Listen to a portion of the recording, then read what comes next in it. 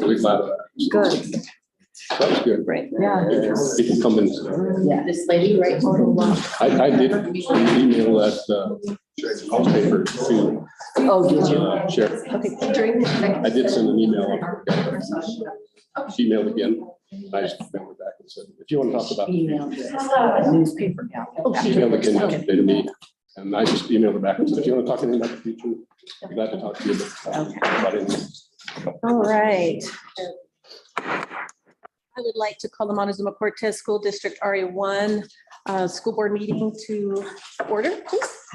All stand for the pledge. I pledge allegiance to the flag of the United States of America and to the republic for which it stands, one nation, under God, indivisible, with liberty and justice for all. Okay. Do I hear a motion to move into executive session for a conference with the district attorney for legal advice on pending litigation per CRS 24-6-402 4B? Make a motion that we move into executive session for a conference with the district's attorney for legal advice on pending litigation per CRS 24-6-402 4B. Second.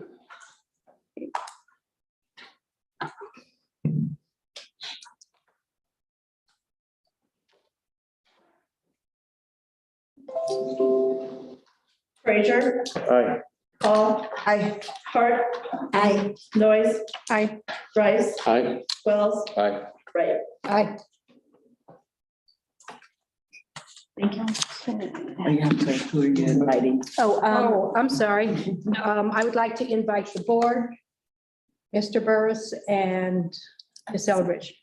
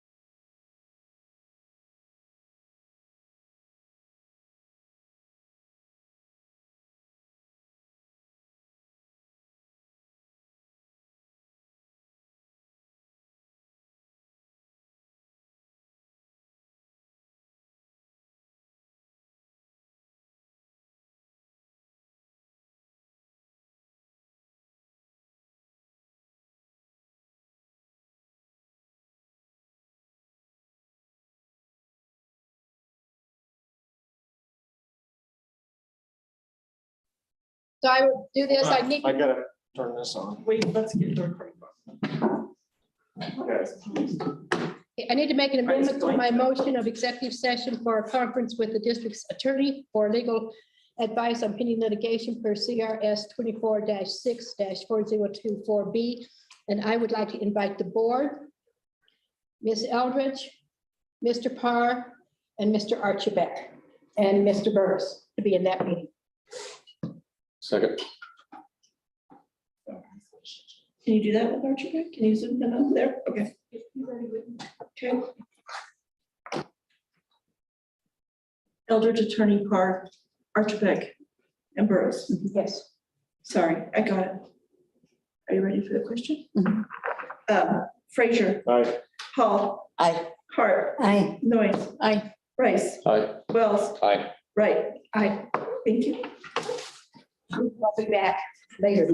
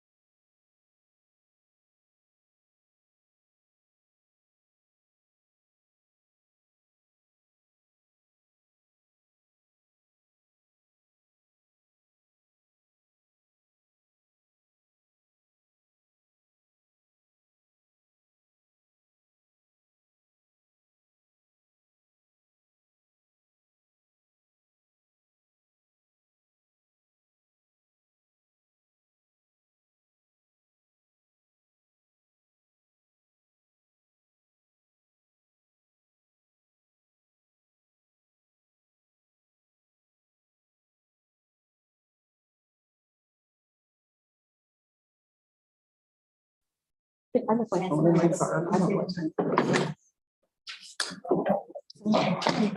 Whenever Deborah's ready, I will.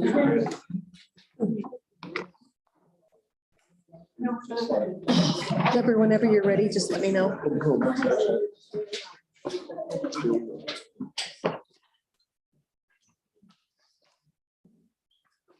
Ready?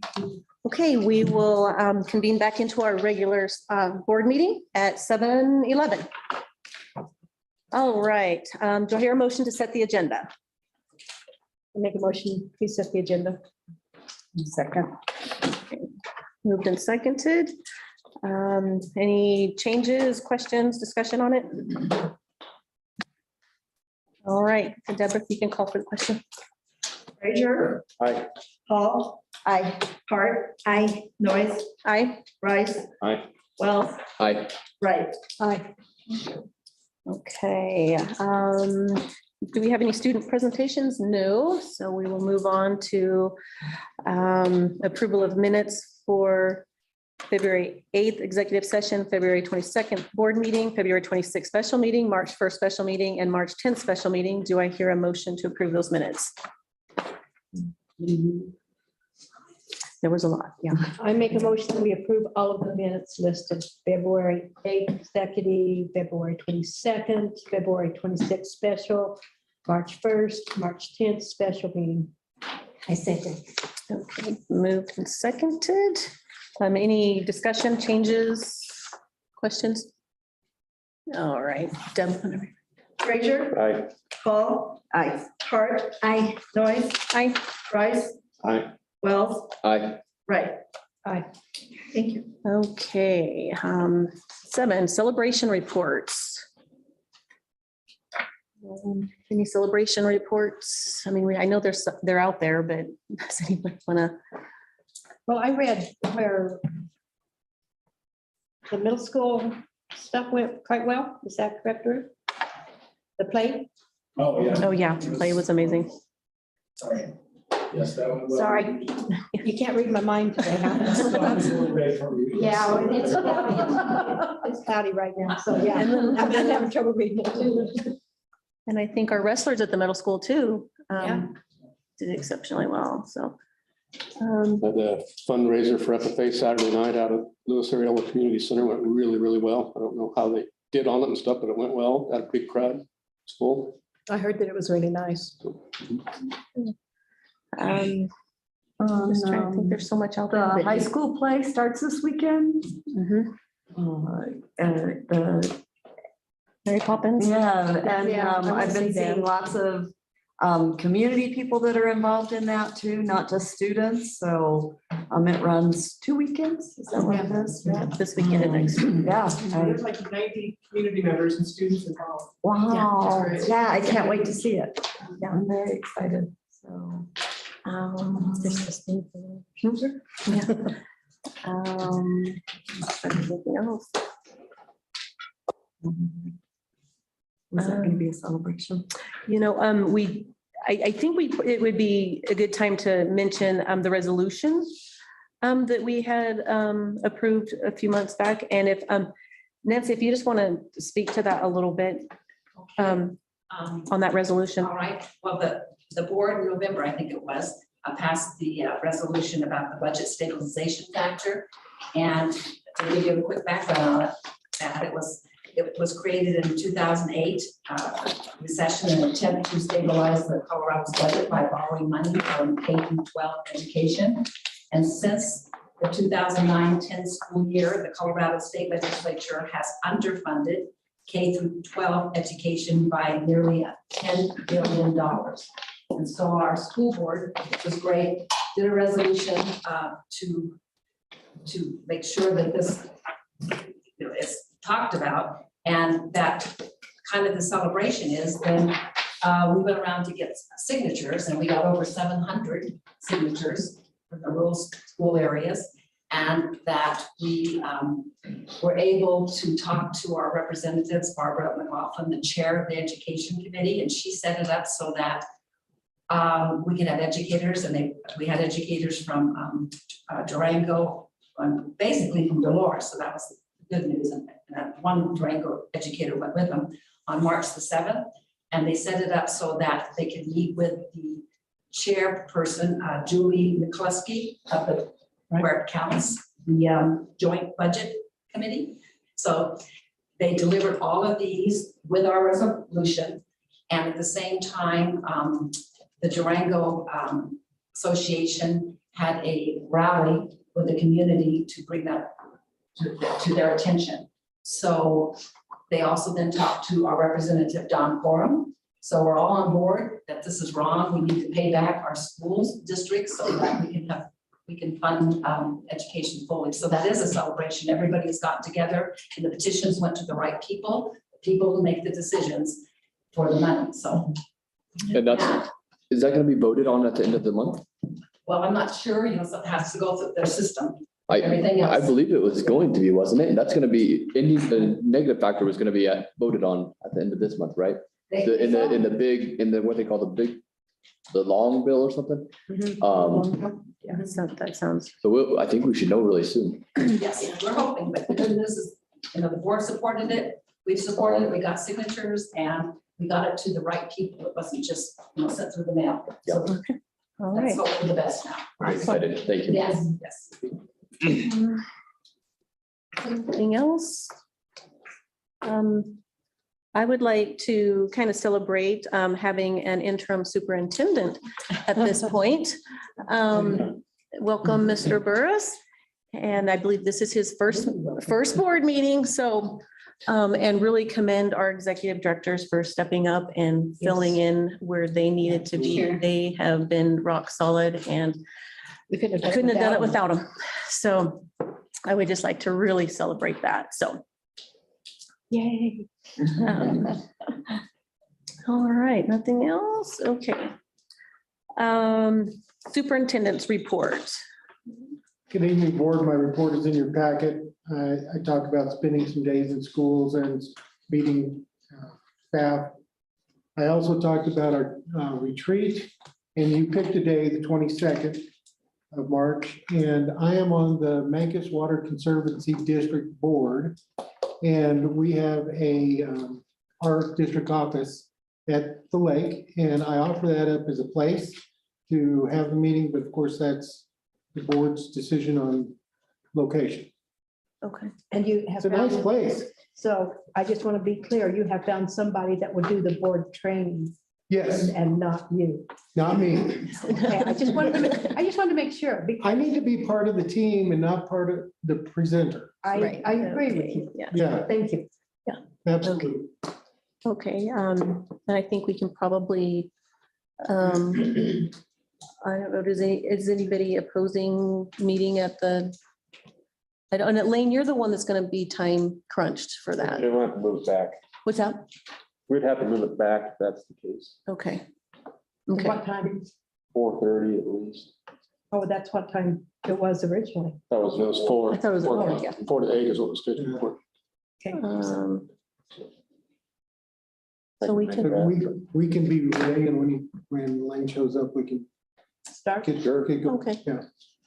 Okay, You're that important. Change to to us. 4:30. well, or just, Leave and leave early that day. or even leave it at 4 and if we show up and then, and we can just, if there's, like you mentioned something about food or whatnot, then we Right. can, just wait, and when Lane gets there, we can start the training. We can chow down. Good. We'll save some for you, Lane. No, we won't. Excuse me. But I would like, yeah, I was gonna do something like sub sandwiches or some finger type foods so that we could continue working through yes. and discussing. Yes. Hey, is that gonna be okay? I'm looking very forward to this Perfect. training. Works for me. You'll send us Yeah, that- thank you for setting that up. Pardon me? You'll send us that address and stuff. or- Yes, sir, I will. Okay. Sure, I'd like. Okay, staff reports.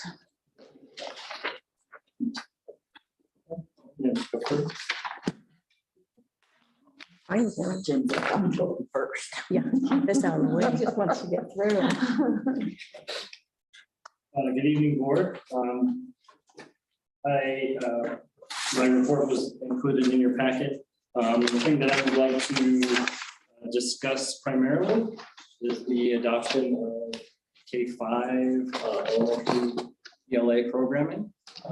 Within your packet should be a review of the process that we engaged in. Just so everyone knows, we looked at 5 different programs. All were on the Colorado Department of Education list of approved core programming for the READ Act, which is a law that basically asks schools and districts to have students reading by 3rd grade. And because of that, CDE makes recommendations about potential programming for that. So the 5 options that we looked at were all the ones that were rated highest by the Colorado Department of Education and placed on their list. Those included McGraw-Hill Open Court, McGraw-Hill Wonders, Houghton Mifflin Harcourt Into Reading, Amplify CKLA, or Core Knowledge is another term that they use for that, and Benchmark Education's Benchmark Workshop. So each of these programs, we spent a fair amount of time looking at. We had 2 committees of work. One was a committee of teachers and teacher representatives from schools, and another was a committee of community members, some parents, grandparents, community members at large, just folks that were wanting to have some input into what our curriculum looked like, or at least have some comment opportunity. What I am extremely excited to say is that both the teachers committee and our community committee agreed on the same program. It was not presented in any biased fashion. It was basically to run down how it worked for us. We had 5 programs. We spent about a month looking at those. And when we got to our final meeting, each person had a rubric that they utilized to kind of review each program. And so when we got to the meeting, I had everybody provide a rating of 1 to 5 for each one of the programs. We couldn't use the same number twice. It was either 1 through 5, 1 being least favorable, 5 being most.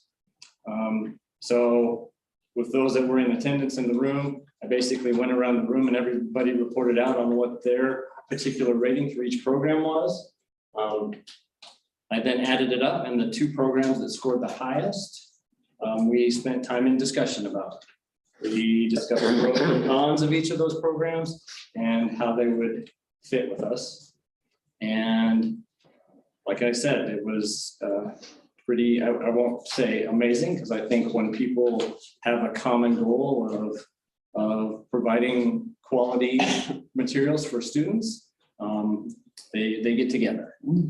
And in the end, Benchmark Education and their Benchmark Workshop was what each of those groups chose. What was number 2? Well, number 2 varied from each group. So one group had Open Court as one, and another had Into Reading.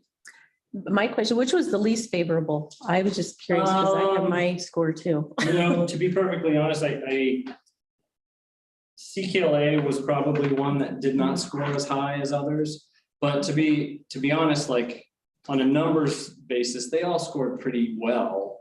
It was just that the benchmark pretty much exceeded everyone. Okay. And like I said, the teachers appreciated the different components of it, and so did our community members. So I was quite pleased that that was the outcome, because that doesn't necessarily always happen. But like I said, I am encouraged that everybody came to the same conclusion. So I have a question for you. yes, ma'am. The night you voted, Yes. I'm sure that there are people that had been coming to the meetings that could not make it that night. Mhm. Did their votes count as well, or only the people that were in the room that night? Well, at the time, it was only the people in the room. And I will say that the night of the vote, there were more people in the room than had been in previous meetings. So I'll be honest, I didn't keep track of exactly everybody, but I can say particularly for the community group, we had a very robust representation of a lot of people. And that was the night when we voted. And in fact, some of those people had not been at prior meetings. And we counted their input as well, so. Yes. So within the report, I kind of broke down the process, and I also highlighted some costs for you. The number one option for benchmark number one is obviously the most costly. That's a 5-year commitment to the program. I was in communication today with the representative and expressed that we would be more interested in a 3-year commitment to a program because one, we'd like to review things more frequently, just to keep our eyes on those things. And two, we don't know if we're gonna change our minds. I mean, that's entirely possible. And I don't want us to be hooked into something longer than a 3-year commitment that would be more costly. And so the exact number that she gave me this afternoon, I apologize, I'll find it here real quickly.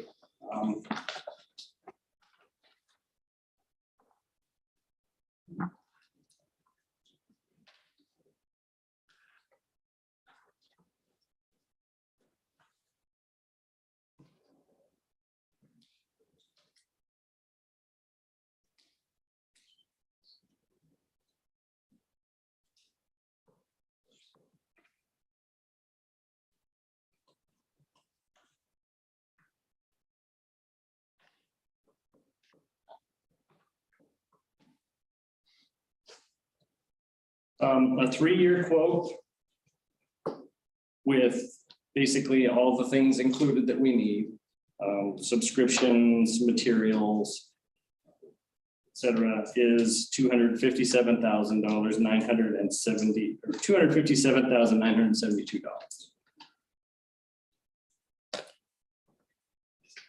Say that one more time. $257,972.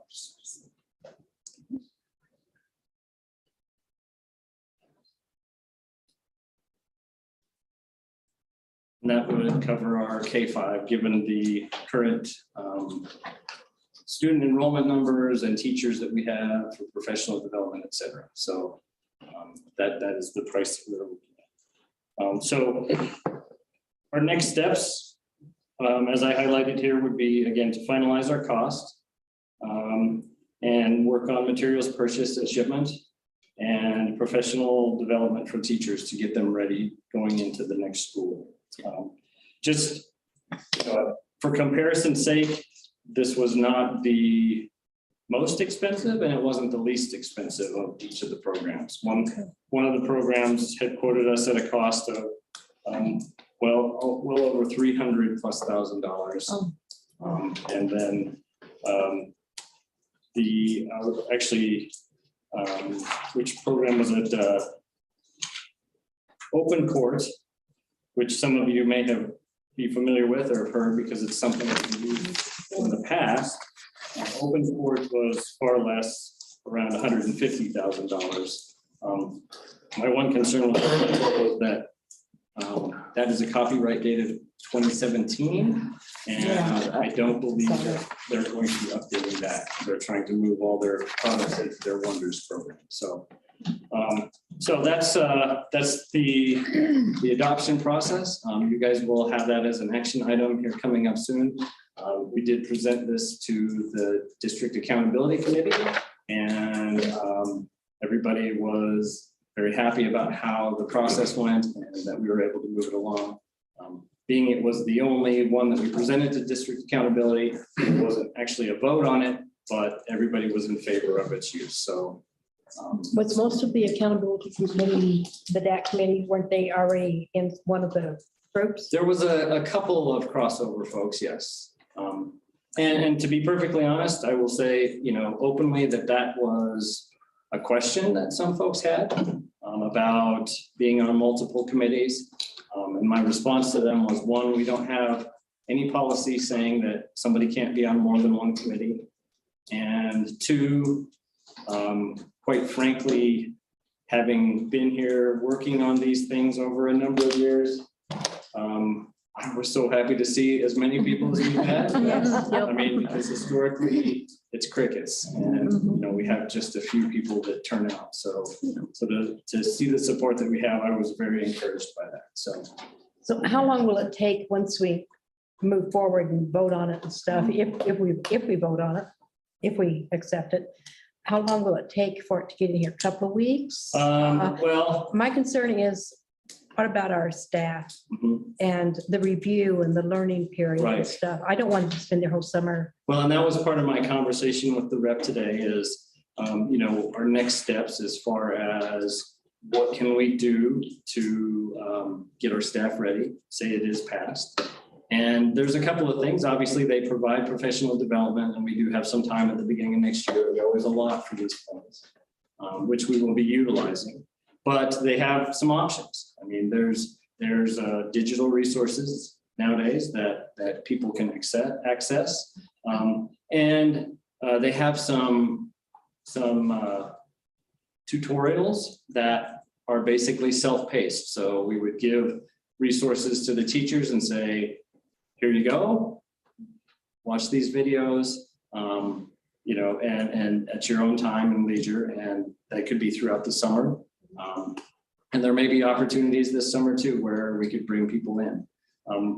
I will work on with our representative to get materials to us as soon as we possibly can, so that people can have stuff in their hands, because I know that is a big help for a lot of folks. I mean, you can watch things on videos all day long, but if you actually have that hardware in your hands and kind of look through Work at it, it's much easier learning curve that way. So to that point, I do have some packets about the materials that I'm happy to share with you guys. You can have a look through them. Obviously, before we vote this evening, it may not be enough time, but if you want to have a look through them, these are part of the resources that are given to us for display as well. So you're more than welcome to take them. I only have 5 though, so if you want to share or however you like. So your recommendation, I take it is to do a 3-year dig out with the digital. Yeah, Difference in price there for the. that's right. If you were to vote, yes, my recommendation would be to adopt this material, this programming at the 3-year rate. So that, again, that I feel like that gives us with some options. After 3 years, we can review it. If we like it, we can extend it. If not, then we can start the process and look for something else that we feel is better. But 3 years is, I feel like, at least to start, is a good amount of time to really get into it and make that determination. 5 years, I feel like, now of course, they're representatives, so they're trying to sell something. So they're going to tell you, 5 years is your best rate because you're going to get your most bang for the buck. But I would argue that, again, us committing to something beyond 3 years might be a bit much. Right. So, but yes, Mr. Rice, that would be my recommendation.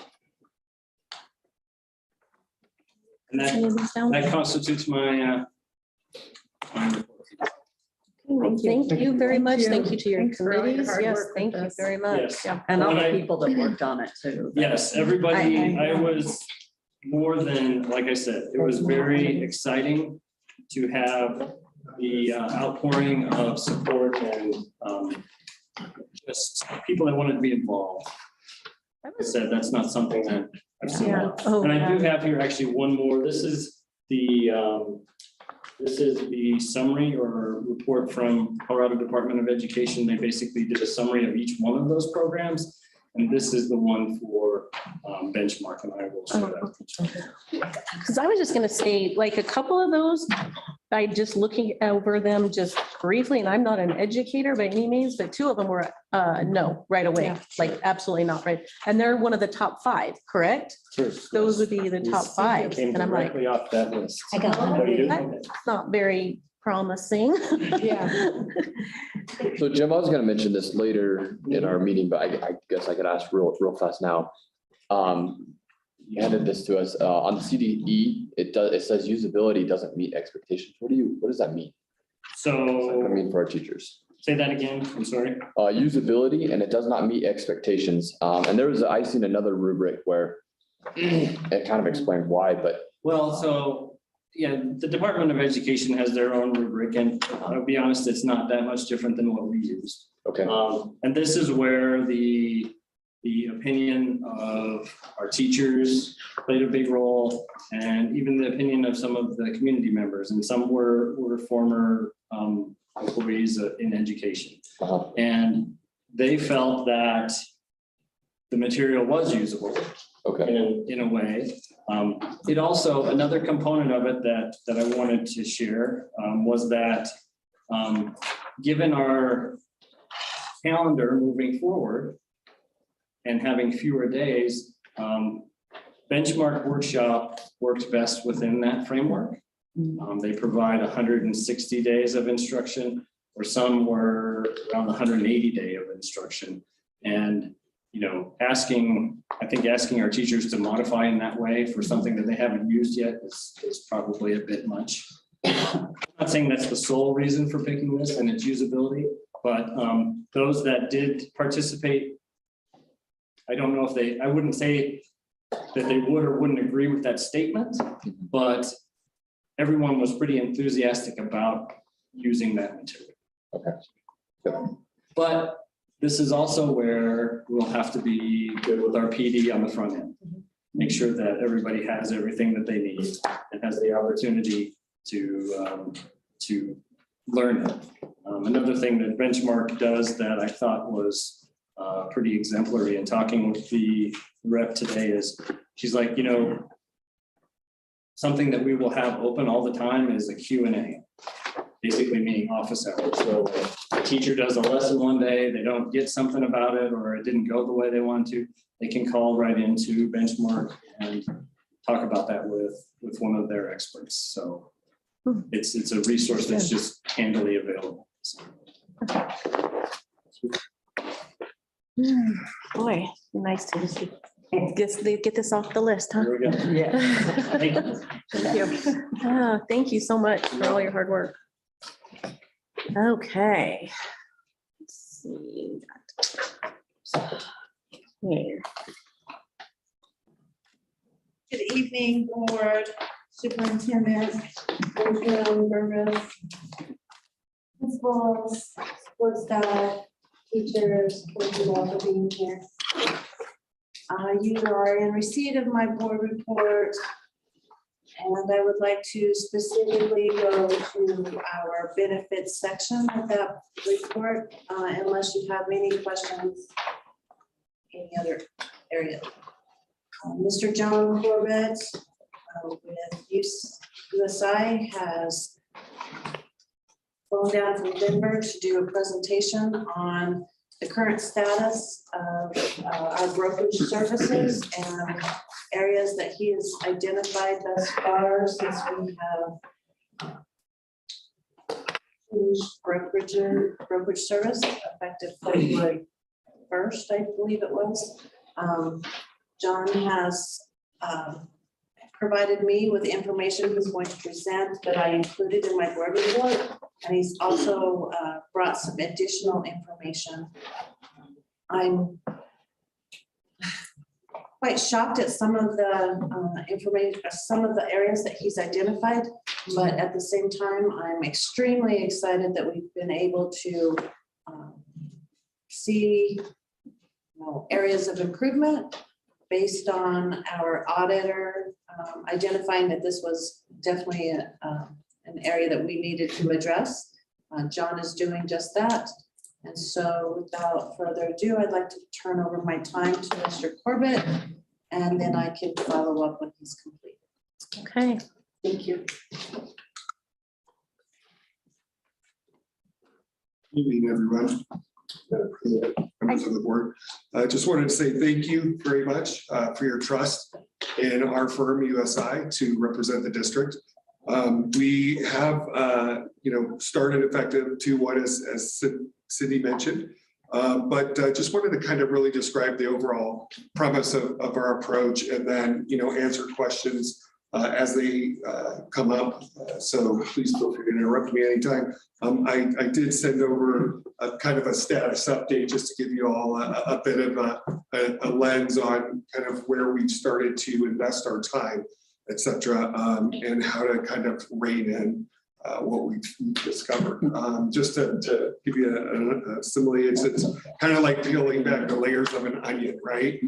There's a lot to it. There's a lot of documentation that we're daily combing through and trying to glean more insight. Obviously, there's been a lot of uncertainty due to the turnover of the board in terms of lack of historical perspective. So we're doing our best to try to connect the dots, so to speak, and fill that gap, and then try to make sense and then come to the district with an overall approach that you all can consider that would make sense for all the employees and subsequently have a great impact on your student body as your goals ask for. So really in that transparent focus, we're really trying to create an opportunity for you all to have a better budget predictability, right? To understand where your financial liability lies, how to improve that over your 3 to 5 year goal plan.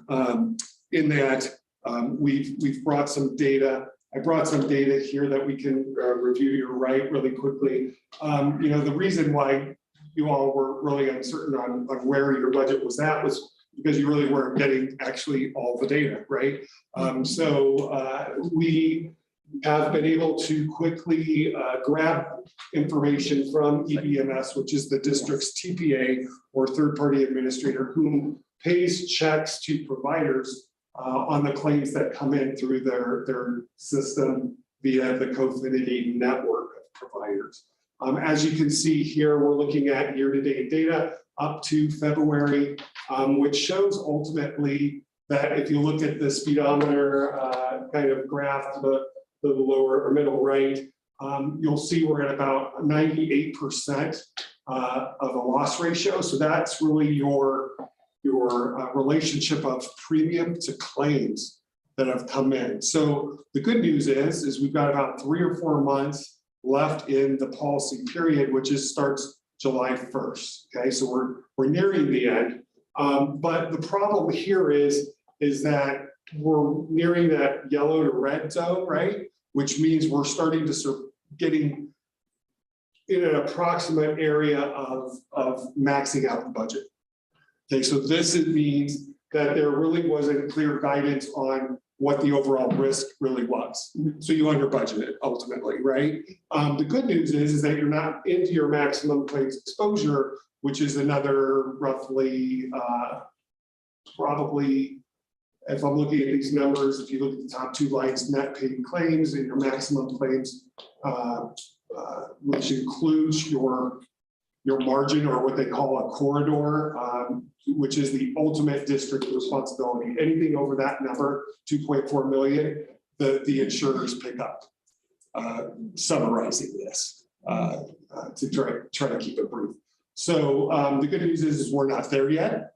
Nonetheless, I don't personally, as a recovering underwriter, I would not want to be in the 90+ percentile of ever, right? Really, we're looking ultimately at 60 to 70% is where we want to be, right? Because you want to have a nice cushion, which ultimately recycles those dollars back into the district's pocket, right? And we want to be much better at our predictability so that you all aren't in the 98% zone, that you guys know you have some cushion for the following year or other initiatives as they might. So ultimately, if we scroll down at the bottom here, I'm skipping large claimants because that's on the next page. These diagrams show you ultimately where your performance is on a monthly basis. So you're trending just around the 2 to 250 mark per month in terms of overall claims dollars, 250,000. If you look far to the right, we can see the composite makeup of those types of claims, which 23% are large. So these are more of your catastrophic type incidences versus your everyday provider visits, right? Urgent care, regular physician, specialist type stuff, and inclusive of pharmacy, which is your fastest area of claims growth. So I told you I was a recovering underwriter, right? Yeah. Good job. All right, so ultimately what we believe, unless Kyle, we haven't been able to discover this yet, that there's a reserve required. I'm Cody. Cody, I'm sorry. Kyle's on the screen. Apologies. Yeah, we do have a Kyle though. Kyle's on Zoom. Good looking guys, I know that. Sorry, Kyle. So really what happens here is that we need to make sure we have a reserve. So if the district was ever to leave this type of funding arrangement, that they would be able to cover the claims that are still flowing through the system once you transfer over to either another carrier or another funding type. That's how you pay your claims. I'm not aware of any reserve at this point, which means that is an area of exposure that the district is currently facing. I would say in this case, minimum 1 month to maybe almost 2. So we're looking at $500,000 worth of reserve that is not there, that we need to come up with. And hopefully with our firm, we will be able to achieve efficiencies to offset that need so that the district can in fact build that reserve back up. So it's covered in that event. The way we've started to do that is to really look at your vendors and what's going on under the hood, so to speak, in terms of the contracts that they're utilizing. We've noticed that there's been several years of unsigned executed contracts or non-executed contracts with your vendors. So really it's kind of anybody's guess what ultimate liability your vendors are assuming. And so we need to iron that out right away, right? So we've been combing through the addendums and the proposed contracts and ultimately are coming to a quick realization is that the district's practices in the past and what the contracts are showing is leaving, again, more exposure onto the district with respect to the Affordable Care Act and compliance. And these typically involve per diem fines, which at this point could go into the millions if it was ever backdated. So our job right now is to basically understand how we can amend this gap in execution for your contracts. And we feel that based upon the practice or the routine nature of the district to have their teachers and eligible staff enroll into the medical program and the other coverages that are offered is to really move your effective date or your contract date from a July 1st standpoint to a January 1st standpoint. This achieves several objectives. One, currently, if you all are renewing on July 1st and you're not enrolling until after teachers and staff return, you're leaving a 6-month period open for when either a rate change could have occurred, meaning the cost to the district and the member increases or decreases.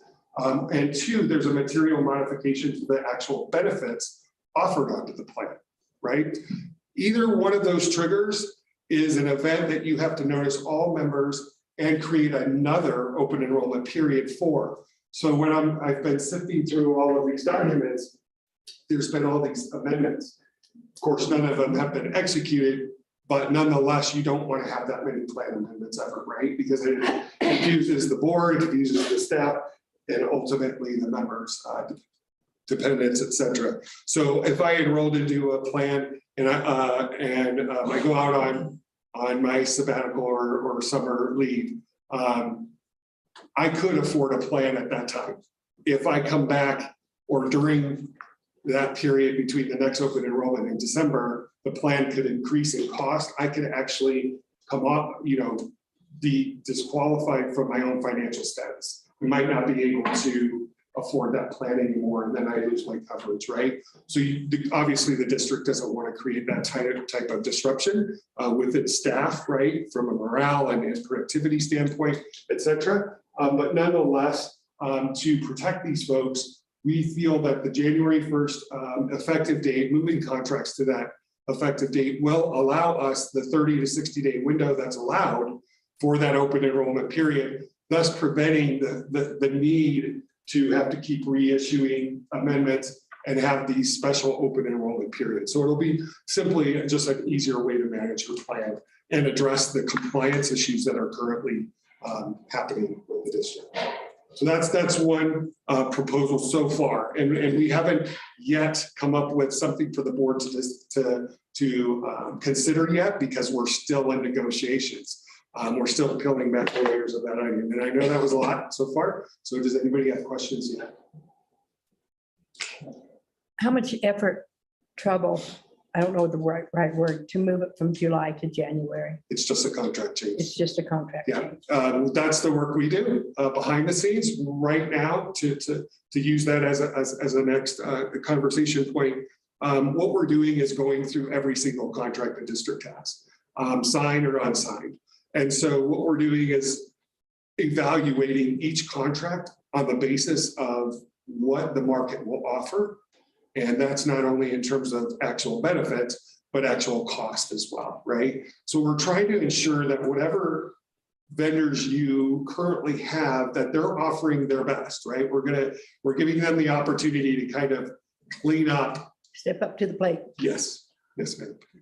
So with that, we are going to ask the vendors to extend their contracts to at least 1/1 on the current either verbally agreed to contract or executed contract, which so far we have everyone on board with that.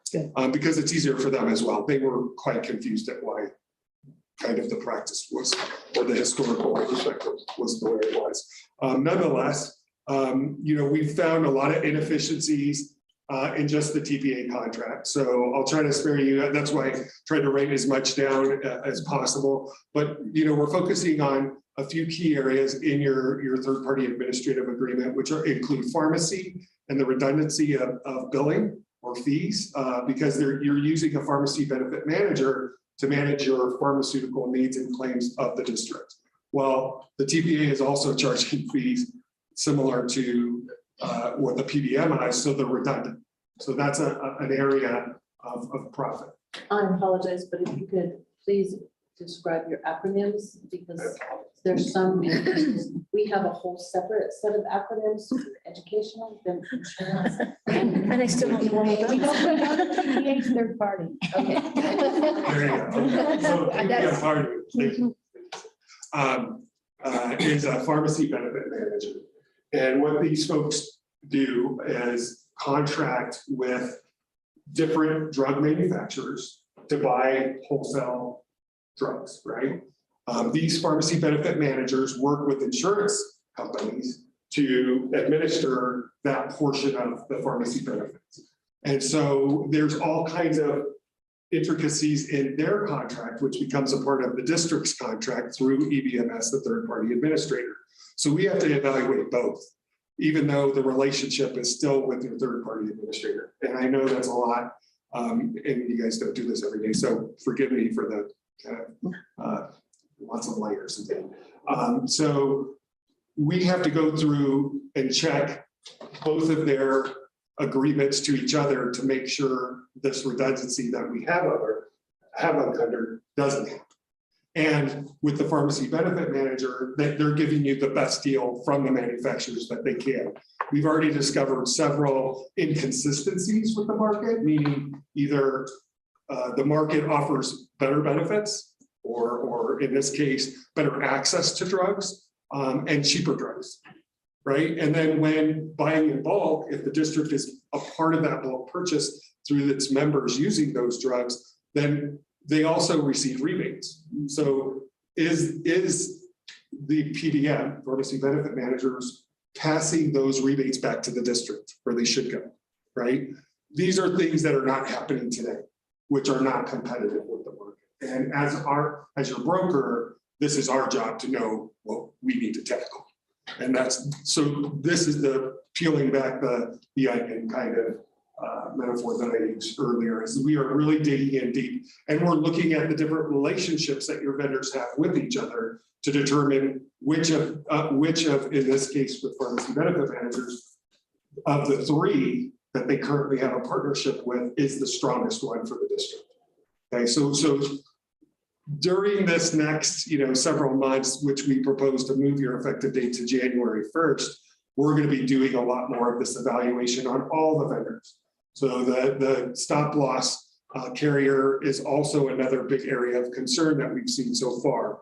The stop loss if we roll to the next slide, we can look at the large claims, which is really what the district is trying to cover on another function of the type of contract that you use. This type of coverage, stop loss, is used as an umbrella. It's an ultimate protection layer so that the district can say, we know what our overall exposure is.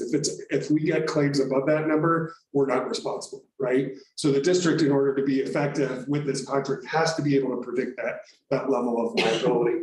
And so with the current arrangement that you have a $230,000 initial stop loss level, almost $250,000. There are pros and cons to a type of contract like this.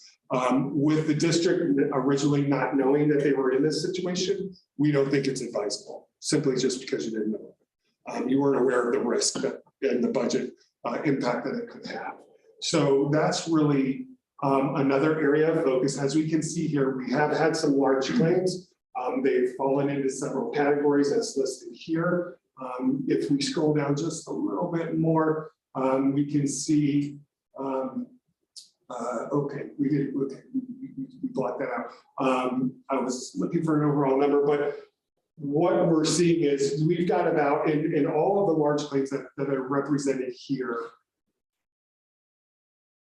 the district still has $60,000 worth of exposure until, due to that aggregate deductible that we talked about last time, until the next claimant or claimants that have already hit the $100,000 stop loss level will be covered by your reinsurance contract.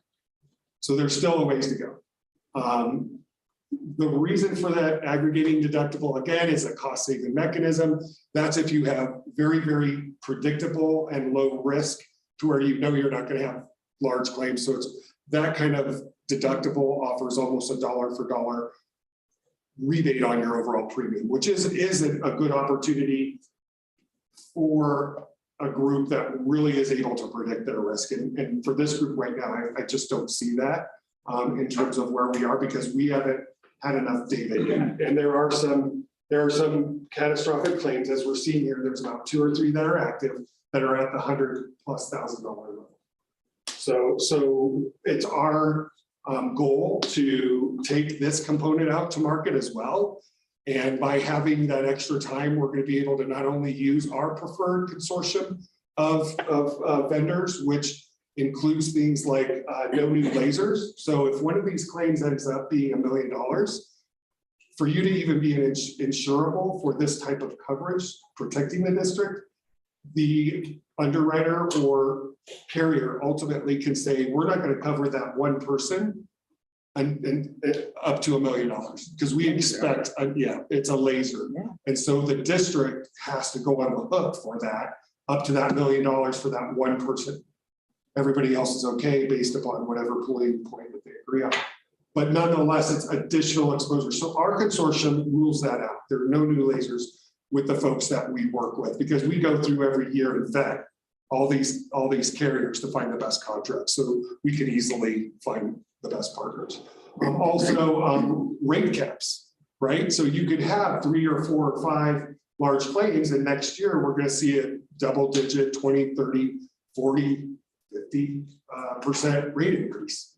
That's really not sustainable, right? Especially for a public entity. So we have to be stewards and good stewards and make sure that we're using the best contracts that are out there to handle this type of risk. And so that extra 6 months will give us more time to evaluate the best contract. Now, There's also some inefficiencies in the current contract that you have other than perhaps the exposure to risk, and that is the additional fees and commissions that are baked into here. We discovered recently that there are two parties that are writing this policy. One's an MGU, a general agent, which is where your previous broker went to because he didn't have relationships in this market. And so he used a general agent that does, and then another carrier to write it. So both of them are both earning money or fees for their risk and service in placing this contract. Part of the transparency that I referred to upfront and what USI wants to do for the district is make sure you all know how much you're paying us, right? Right now, that's not a requirement by the government because you are a quasi-governmental agency.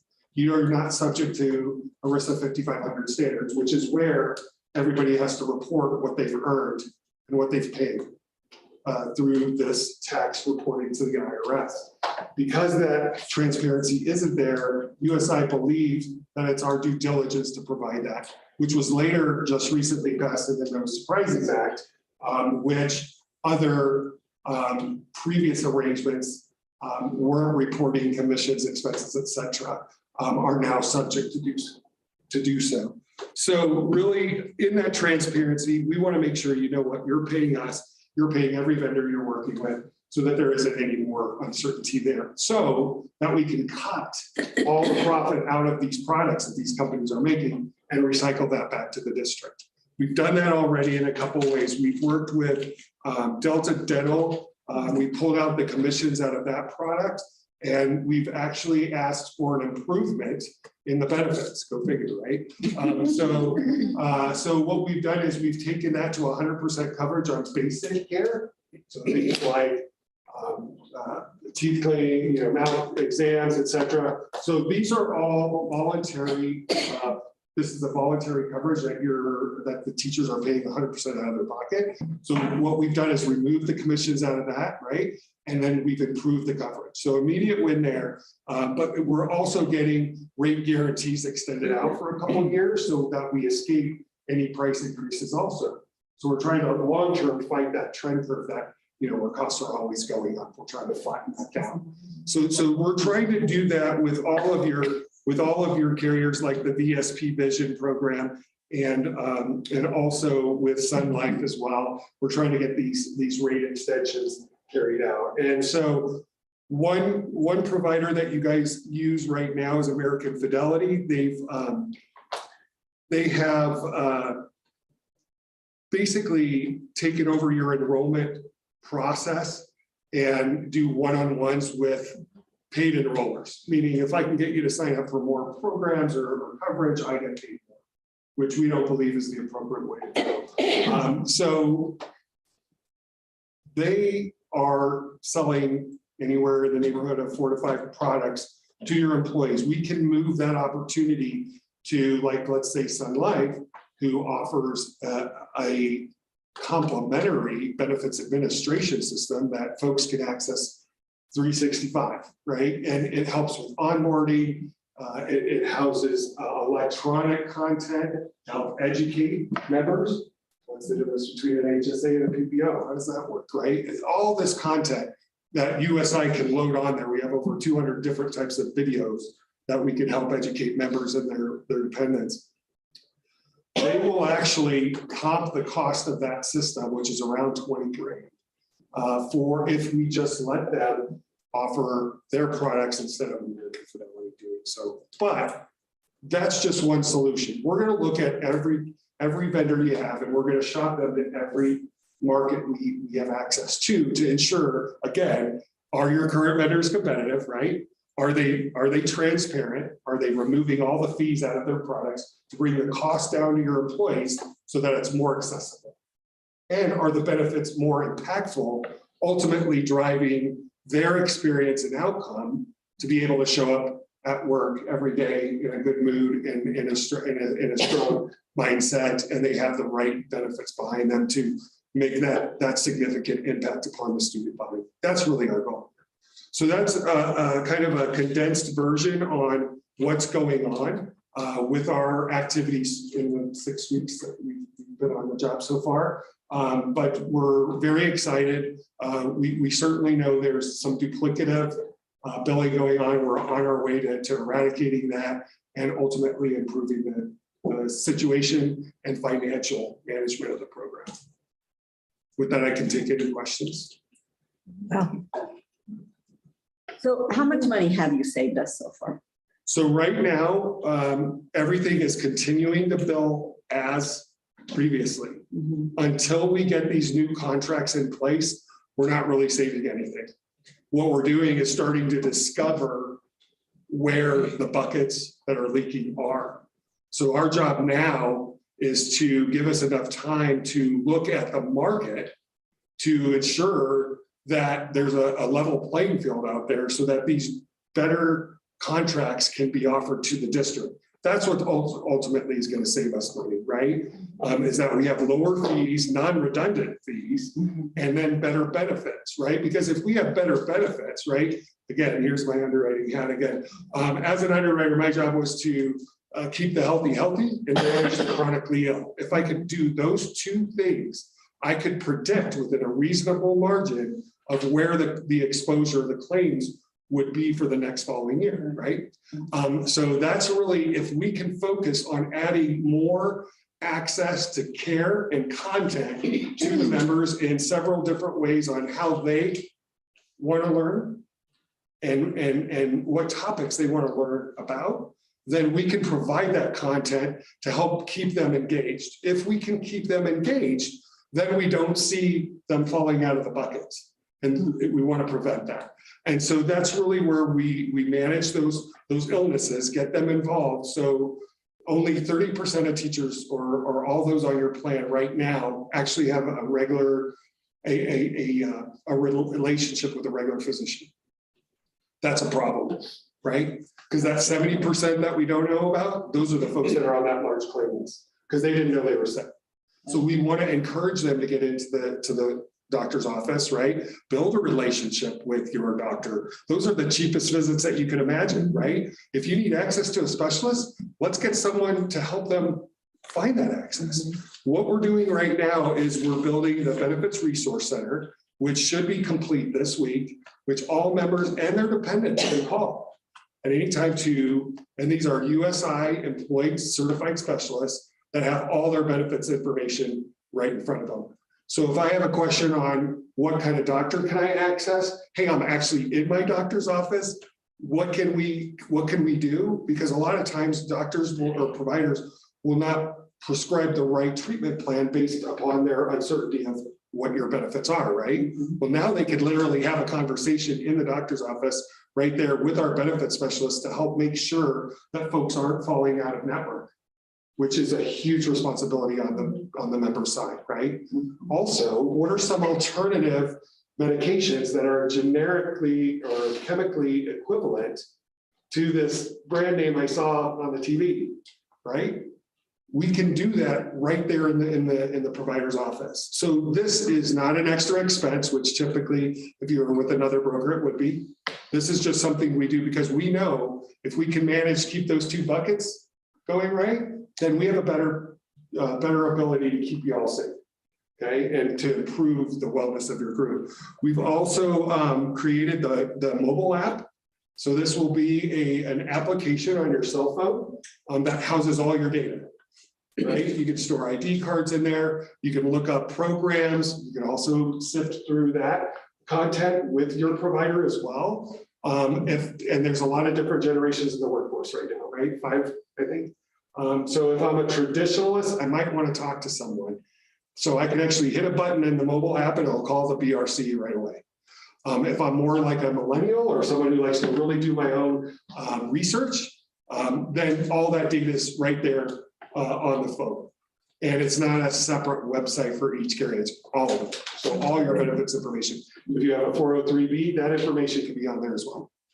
So it's really used to help drive and encourage members to use the right content and access at the right time. So we've done that as well. And then we've also included the Mineral platform or Think HR platform, which is another opportunity for the HR team to have access to training and also training for employees as well.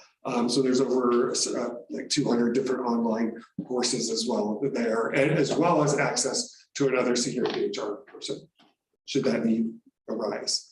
So those are the kinds of things that we've done already, and that should be rolled out by this week. And we'll be announcing that to members as we go along. The nice thing is members start to get used to these new technologies and resources before open enrollment, so that when open enrollment comes, they're very well educated on what's there and how to access that information. Similar to, I don't know which plan to enroll in. They could call the BRC and they'll walk them through what would be the best for them, not the best for the insurance company. So these are things that we've done behind the scenes. Any other questions?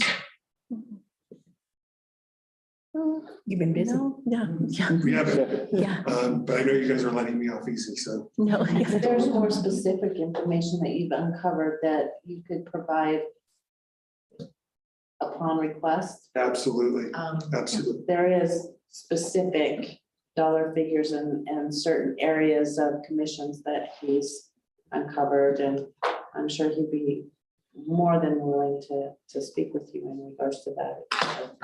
I really appreciate the percentages that were in there, so that really helped me a lot. Yeah, just one Yeah. pharmacy fee that EBM or that your TPA was charging in duplication of what your PBM was $1.75 per prescription. Right.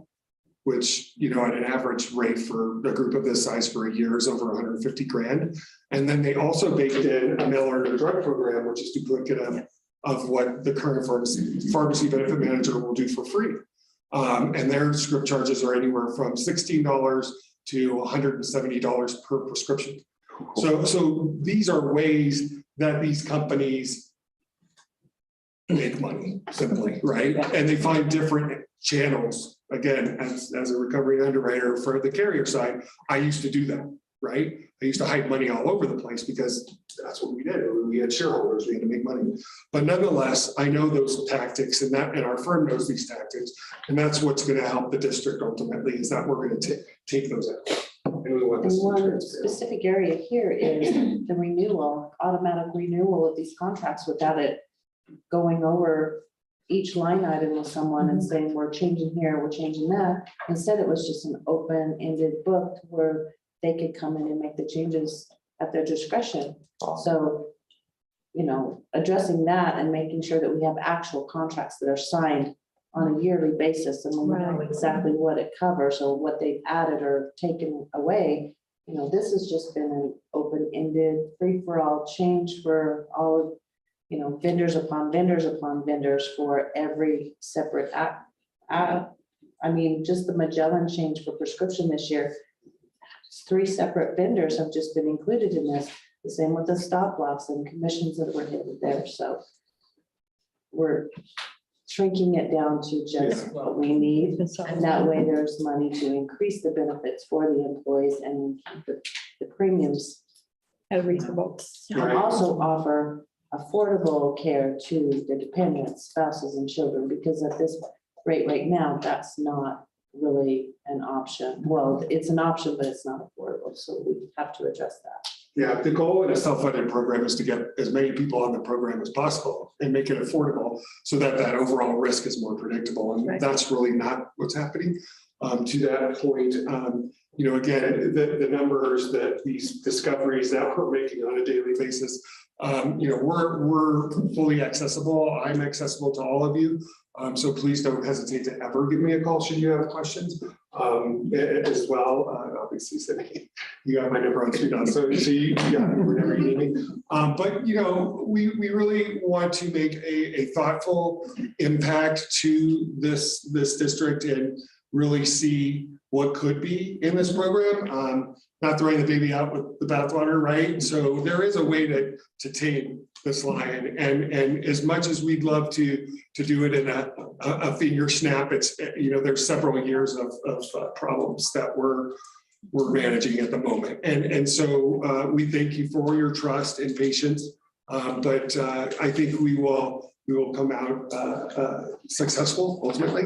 We're excited for that time to improve this situation. Well, Yep. I personally want to thank you for this. I have been fighting this battle for over 10 years. I know it's water under the bridge, but I knew this self-insurance could work. I had been a part of this self-insurance through the city that worked well for years. And I never understood why we couldn't make this work the way it needed to work. And I think that you're gonna get us where we need to be. Yeah, no pun intended, but education is key, right? Yeah. So that's truly the goal, is to allow you all to understand, because it doesn't help if I don't help educate, right? I can't expect you to understand how to manage a contract like this if no one's taken the time Right. to invest in it, to Yeah, provide just that. assume it's happening and Yeah, we just, yeah. Yep. So Thank thank you. you for uncovering all of that and getting us in compliance and all on track and lining it all out to. It's still a timeline to come. Yep. I know it is There's a early, lot, but everybody's pretty. There's one aspect that we really need to consider here with everything that he's presented, and I don't want it to go unthought of. And that's where we initially said our renewal for all of this is July 1st. And so by staying in compliance with, what we need to do, we need to extend it to January 1st.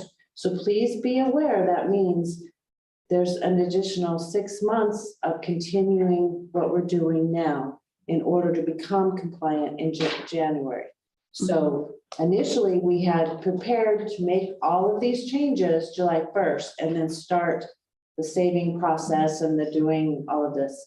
But in order to become compliant with section 125, which we are not now, we have to extend that, or we have to change everything and then do 2 open enrollments. So please understand what he started out by explaining. We have to address that and remember that we're extending this from July 1st to January 1st. And that was the main key when he agreed to come down. I said, please help them understand that we're not going to make these changes until January 1st now. And we're only in March, so it will continue. Yeah, it's that multiple channels of profit that we're having to address, which is kind of lengthening the discussion process, right? Because again, we're letting your vendors know we know what they're doing. And so it's kind of like the leaky dam syndrome, right? You stick your finger in that hole and then, so we're trying to address all the areas of where they're making money so that ultimately we can achieve the best outcome. no, but at least we're on the right track. We're gonna get there. It's just a little bit of work. Okay, yep. And to that note, our fee also, second year will also be going down from where it is today, because our fee was calculated based on the amount of hours that we're working on. And so it's our objective as well to trend our fee down as well. To a more. Perfect. Appreciate that. Yeah. Awesome. Thank you. Wow, yeah, that was, Thank you. yep, thank you so much. Excited. 23, here we come.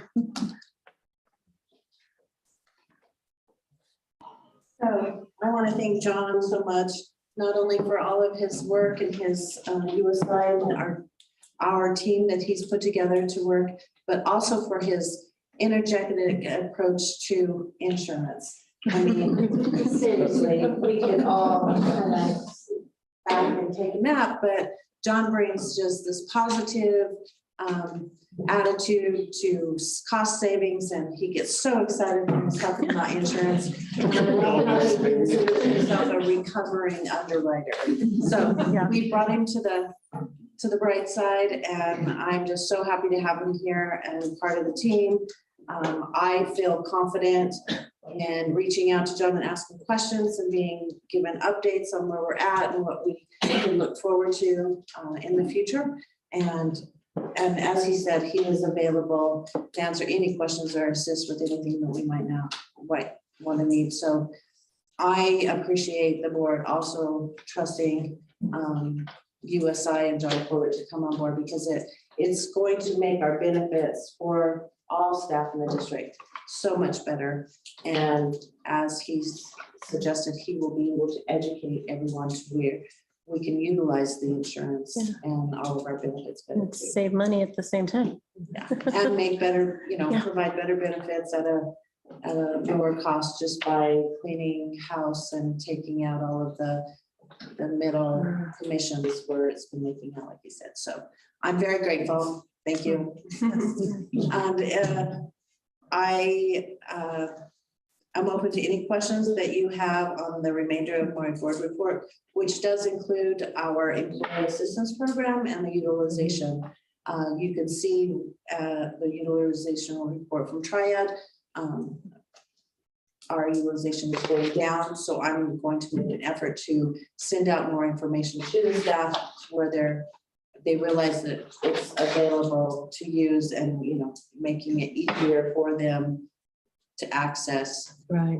We were able to send this out specifically to the staff at the law this last week. And I've seen staff members, taking advantage of that after the sad incident that they've had to go through this last week. So it is there. It is available to any employee or their family member.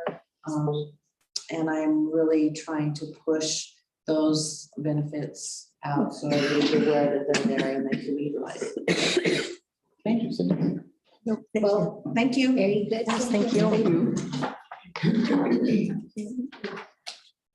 And do we still have Kyle? Was Kyle going to speak?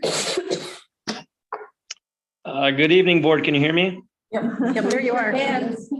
All right. Good evening, board, interim superintendent, everybody in attendance. You received my report pretty short this month. The big thing, and it's an action item, is ensuring that the Lakeview property gets completed and we complete the transfer back to those original owners. We had to let legal review some things. There was some back and forth that we had to get with the county and ensure that we didn't have to subdivide the property before we split it and gave it back. So everything's in place. You'll find a resolution as an action item that just authorizes the board to surplus the conveyance of the property back to the original deed owners. So there's that. And then there's a couple of supplemental budget requests.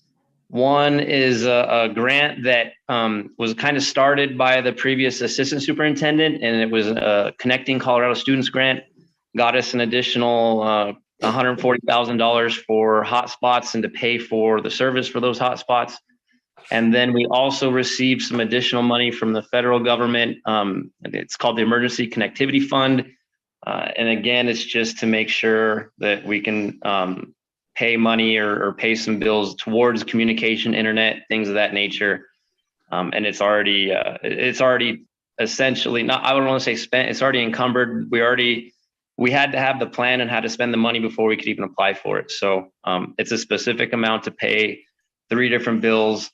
And so those are the supplemental budget requests. And then there's a little summary in there about a donation that was given to the high school. They got some woodworking scraps donated to their woodworking class, approximation around $100 worth of wood scraps. And they're planning to probably get another similar donation here in the next month or so. So with that, that's the end of my report. Do I have any questions? No, it's pretty cut and dry. No, thank you. All right, thank you. Thank you, Kyle. Thanks, Calvin. Okay. Okay, we have our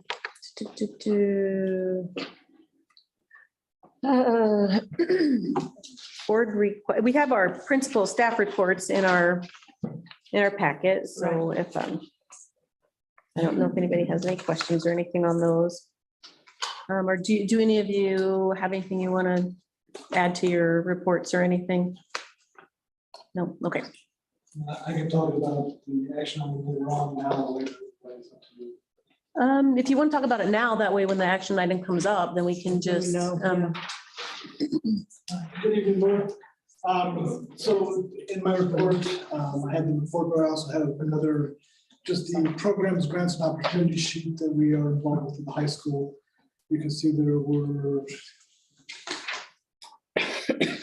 8 that were involved, well, potentially involved 6 right now, 2 we're looking at, and 1 that could be for the future. So what's up for tonight is we're wanting to get approval to look at entering 2 different grants. One is the Rural Co-Action Program grant that is up. We are working, I don't have a lot of detailed information, but this is the last board meeting before that would come up. So we would need to get a signature at some point. But we're having to work with different organizations on this because we need to have a cohort. So we can't do it as just our district alone. We've got to have another LEP, another local education provider, at least one. We're in talks with BOCES and Minkus and Dolores and Bell Creek and a couple other local ones to see what we can do there. So the grant is potentially up to $2 million. What our involvement would be is still unknown, and what we're looking to do, but it would just continue the work that we've been doing with the CCL, the Career Connected Learning work. So it's really just a continuation of that, but this is just a grant opportunity to help us kind of fund that. The other one that's coming up is a Concurrent Enrollment Expansion and Innovation Grant. This is a 1-year up to potentially $50,000. The benefit of this grant is that it could possibly help teachers get certified to teach concurrent enrollment classes and help them with a master's degree. It also would possibly help students with some of the concurrent enrollment fees and books that they currently have to pay for out of their own pocket. So it's a smaller grant. It's just for 1 year, but those are the 2 that are kind of coming up that we're looking at. So I could answer questions on anything that's on that report, but those are the 2 that we will just need voted on if we're okay to continue to pursue those opportunities. Is there sustainability on any of this when they expire that we have to stay? No.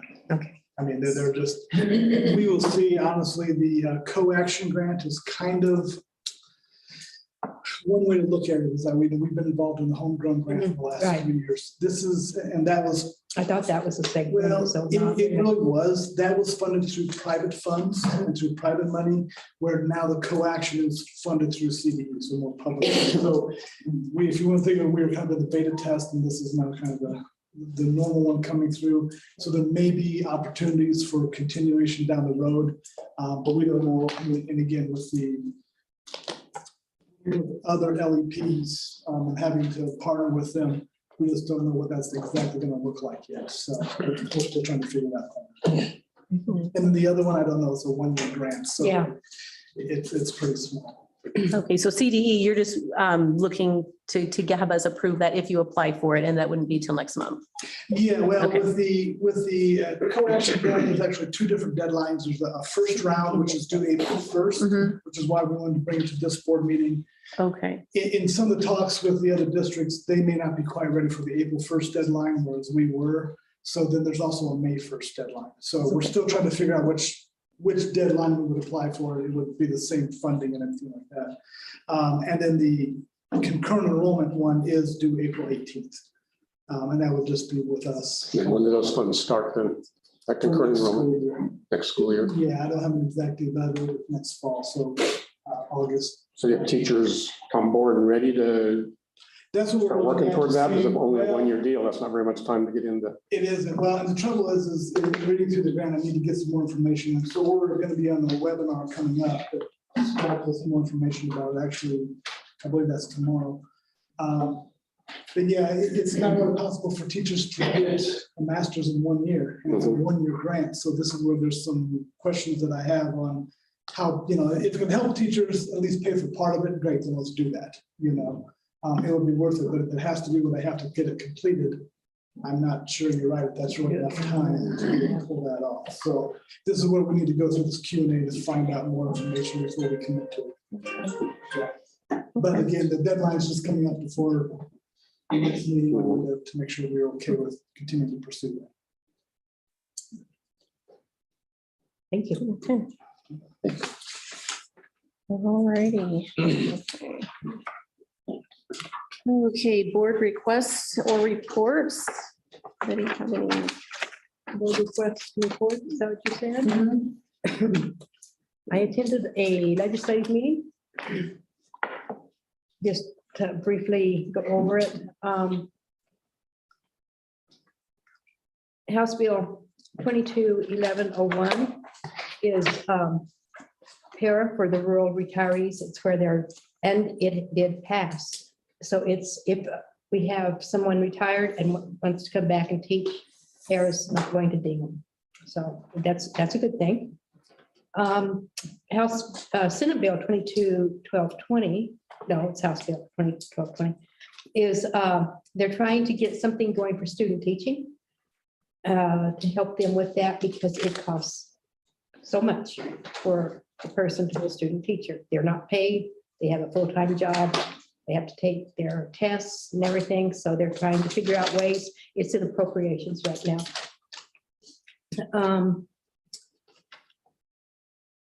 I'm trying to just skim it. House Bill 22-1240, the mandatory reports, they're working on some amendments and trying to get that one out. That would be some stuff that you were talking about on high school graduation things. House Bill 22-1131 is they're trying to reduce the involvement for young children. They're trying to figure out how to put in place some amendments where children from up to 11 years old are not in the criminal system, except for serious crimes such as sexual murder. But that is in a postponement stage until for a couple of weeks. Let's see. Senate Bill 22-127, they're trying to help us with more SPED funding. So I removed that. And then that is basically most of it. Okay. Anybody else? No.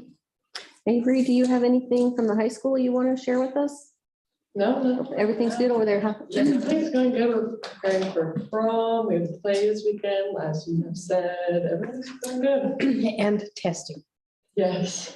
Don't forget your fun part, the fun part. Yes. Okay. All righty. All right, moving on to citizens address the board.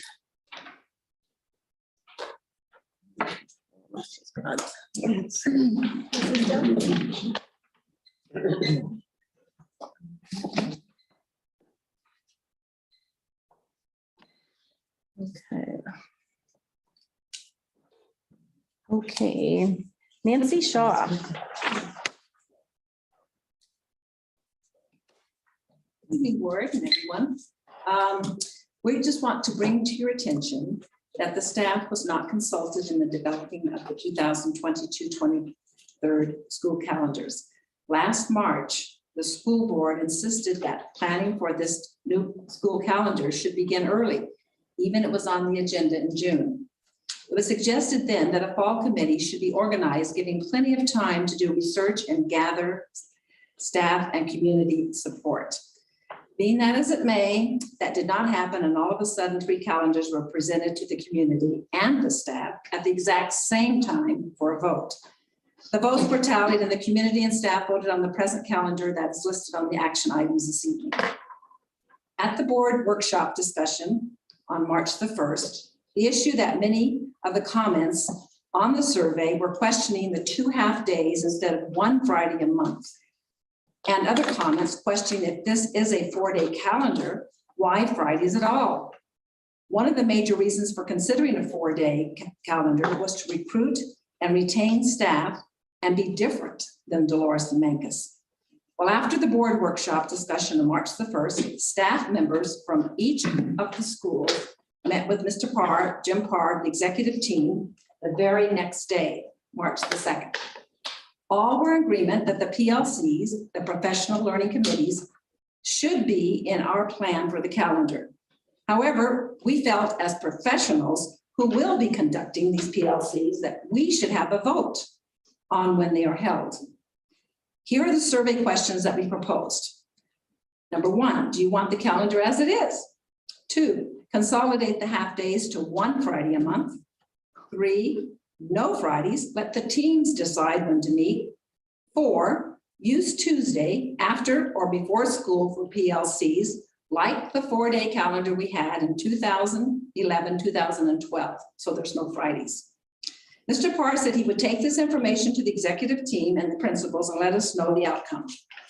And on March the 9th, the response was that they would like to keep the calendar as it is and not ask for a formal vote. Well, we respectfully disagree with that decision. So we did an informal survey asking the professional staff who will be responsible for the PLCs. We had very short time, but in that short time, we heard from 72 staff from Pleasant View, Louis Ariola, Kemper, Mesa, Minot, CMS, and MCHS. And of the 72 respondents, 53 did not want the present calendar with the 2 half-days every month. Of those 53, 27 selected one Friday a month, and 26 elected Tuesday after school or let the teams decide. Clearly, the 2.5 Fridays every month was not acceptable. And that will let this finish being read by another one of our people that can explain the rest of it. All right, thank you, Nancy. Okay, Matt Wolford. All right. Wow, I wish I was a little more prepared. Thank you for still being attentive and being here. I'm gonna take this off. 3 minutes. I wish my wife had one of those. So there's gonna be a salary schedule proposed to you, I think, at the next board meeting. And I am humbly requesting a very, very careful consideration of adopting that. I hate to be so vulnerable in front of a bunch of strangers, but I graduated from University of Colorado Boulder. I have a master's from Alamosa, and I served in the world's finest Navy for 5 years. Thank you. Absolutely, my pleasure. My paycheck last month was $900 for a month of service in our school district after deduction. So it's great to hear that there are insurance adjustments on the horizon, and seems like there's a lot of good ubiquitous things that we feel. There's a lot of innovation and creativity going into our district, but I'm really requesting that we do something. And just in quick, oh, my heart's just beating. It's kind of nervous. I talk to 10-year-olds all day. This is a lot. I would love to act like a 10-year-old. This is kind of crazy. First off, there was Principal Jason Wayman. Anybody remember Jason Wayman? Okay. When I first applied to this district, it was 8 years ago. Oh, wow. And I was in Denver at a job fair. Everybody was fighting for BVSD. They were fighting for Jeffco, all these other places. And there was Jason sitting in the corner by himself. Nobody wanted to talk to the representative from Cortez. Now, 8 years later, I think about it, this place is amazing. And I have no clue why we are not getting the attention that we deserve. 8,000 applicants applied for like 37 jobs in Boulder Valley. 8,000 people think that that's the only avenue to a lifestyle where you can serve your passion, but also get that adventure lifestyle that we all want to have. So that's what I'm proposing. It's not just to, raise, and it's not about just the money, but it's about bringing attention to our community, our town, and shifting the educational landscape of what's here. Not only just to bring in attention, but just ideas. I'm lucky enough now, I just got here in January, but I've seen our high performing teachers, and they don't just show up to class, shut the doors and deliver curriculum. They're developing programs, after school tutoring sessions, bike teams. And so that's what I'd like to see. It's not just, we have the best team. I love our teachers here, but I think a lot of the problems that existed 8 years ago, a lot of them are still here. And it's not because of work. Our teachers work so hard. It's more of just, I think we need fresh perspective, constantly, new ideas and things like that. And then the last thing that I'd like to mention is retention. It's not just about like the wellness, but I hear a lot of fiscal decisions happening. $7.3 million, $1 billion a year are spent on teachers walking out of the profession. So just money back in our pockets too. But thank you all so much for. Thank you. Thank you. Thank you. I remember that was horrible to read. Okay. Cassie Panther. Yep, Cassie Panther? Yes, Yeah. yes, thank you, sorry. I'm a millennial. I wrote my on my phone. First off, I just want to say thank you to the board as well. And thank you, Superintendent. I know that you all, this is voluntary. It's late. This is my first board meeting and I'm exhausted. So thank you for being here every month, okay? So my name is Cassie Panther. I should be at the high school. Anyways, Panthers. I'm a third grade teacher at Minot. So I moved to Montezuma County 2 years ago. So this is my second year as a teacher here. I absolutely love it. Feeling a little nervous like Matt too. We perform all day and then it's hard to talk in front of adults. But to be completely honest, I'm struggling to make ends meet in this district. I am a 4th year teacher, so I'm not a totally new teacher. So I am, a couple years on the pay scale, but it is very tough. But I also want to acknowledge that it is not just tough for teachers. It is tough right now for a lot of people in Montezuma County. So I want to acknowledge that's not just, teachers are not the only victims right now. It's a lot of people are really struggling to make ends meet.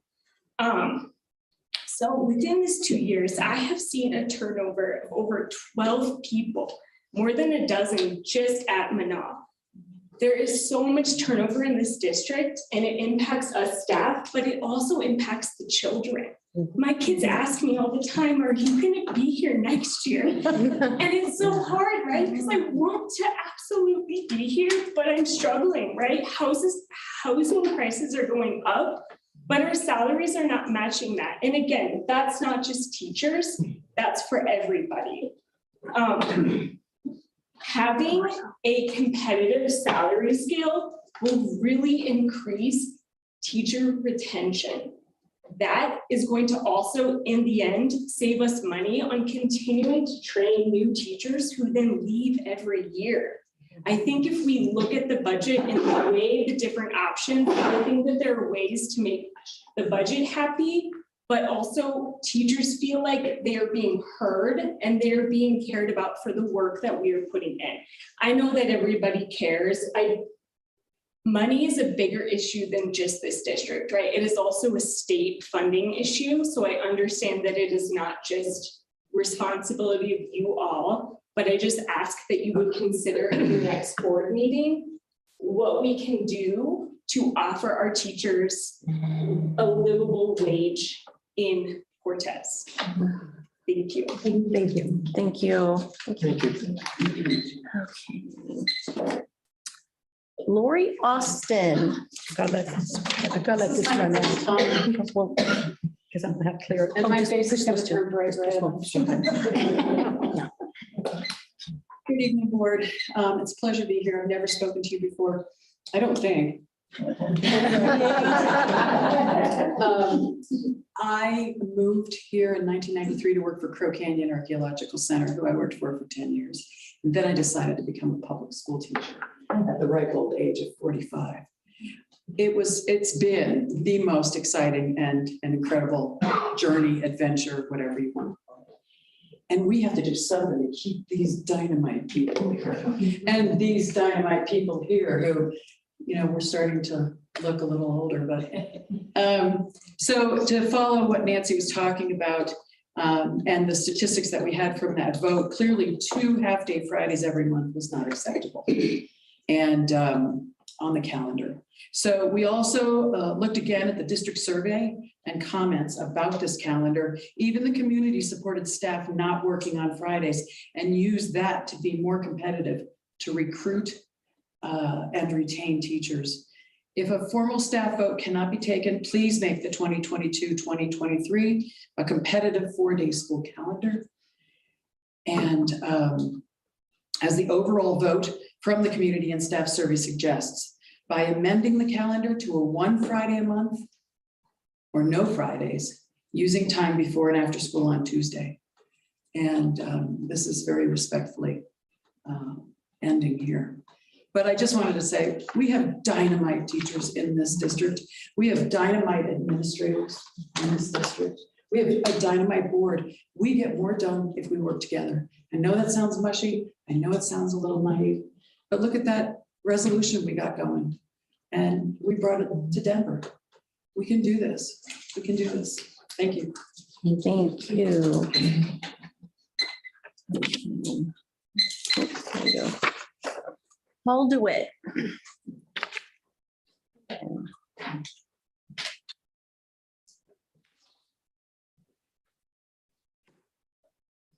Good evening, everyone. As the school district considers how to spend the ESSER III funds, I agree with the majority of staff and community members who responded to the survey. Mental health resources for our students need to be part of our district's plan to recover.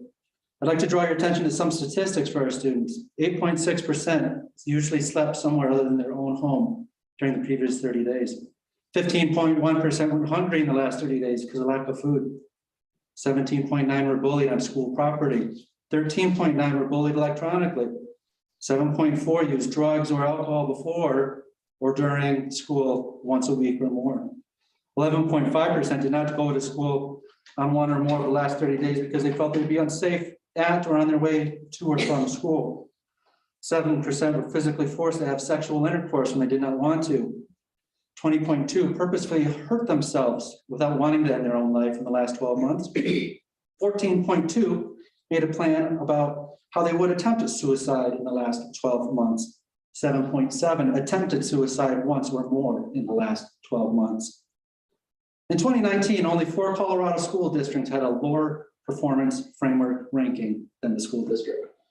Or put differently, 97.3% of districts scored higher. Can we bridge that learning gap without acknowledging the heavy problems that many of our students are living with daily? One more point to reflect on, I hear the board say, we know our district, we know it better than outsiders. We know what our students need. It's easy to assume that all students in our district are similar to those of our own families and our own social circles. If these statistics seem hard to believe, I'd invite you to talk with groups you normally wouldn't interact with. Ask tribal leaders if they're concerned about youth suicide. Ask the staff at the homeless shelter if unstable housing is a problem for our district. Ask our pediatricians or family medicine doctors if depression, anxiety, and substance abuse are interfering with student performance. Ask if all kids have access to sufficient mental health support. Let's use this opportunity to support all of our students. Mental health resources can not only help them get on track academically, more importantly, it saves lives. Thank you. Thank you. Do we have any others that want to address the board? No.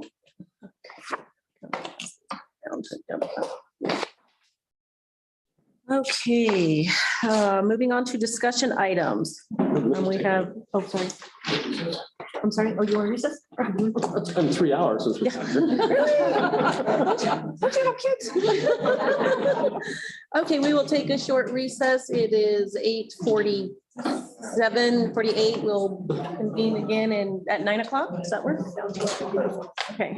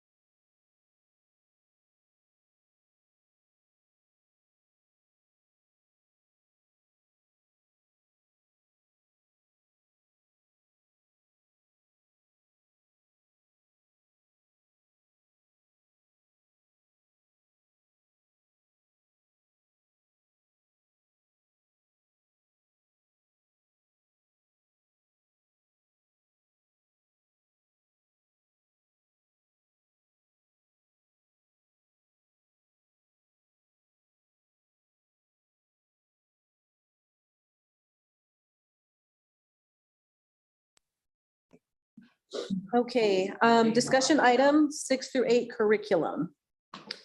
Okay. We just needed to add this on here to have a started discussion in regards to the middle school curriculum. Where it sounds like we've got had a pretty good turnout and discussions on the elementary. And so we just wanted to start a discussion item in regards to the 6 through 8 curriculum.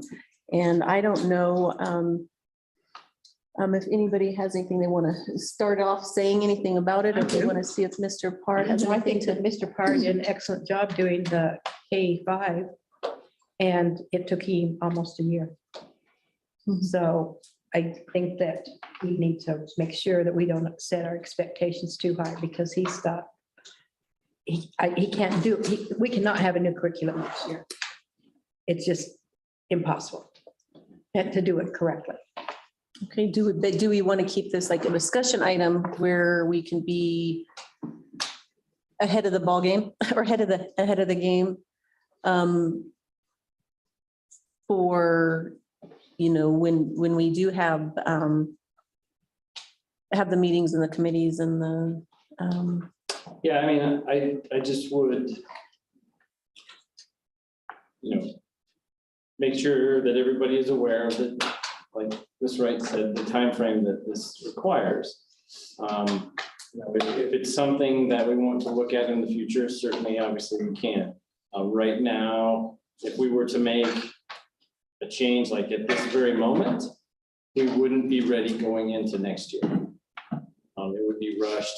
Our teachers, you know, we probably wouldn't be able to get materials to them.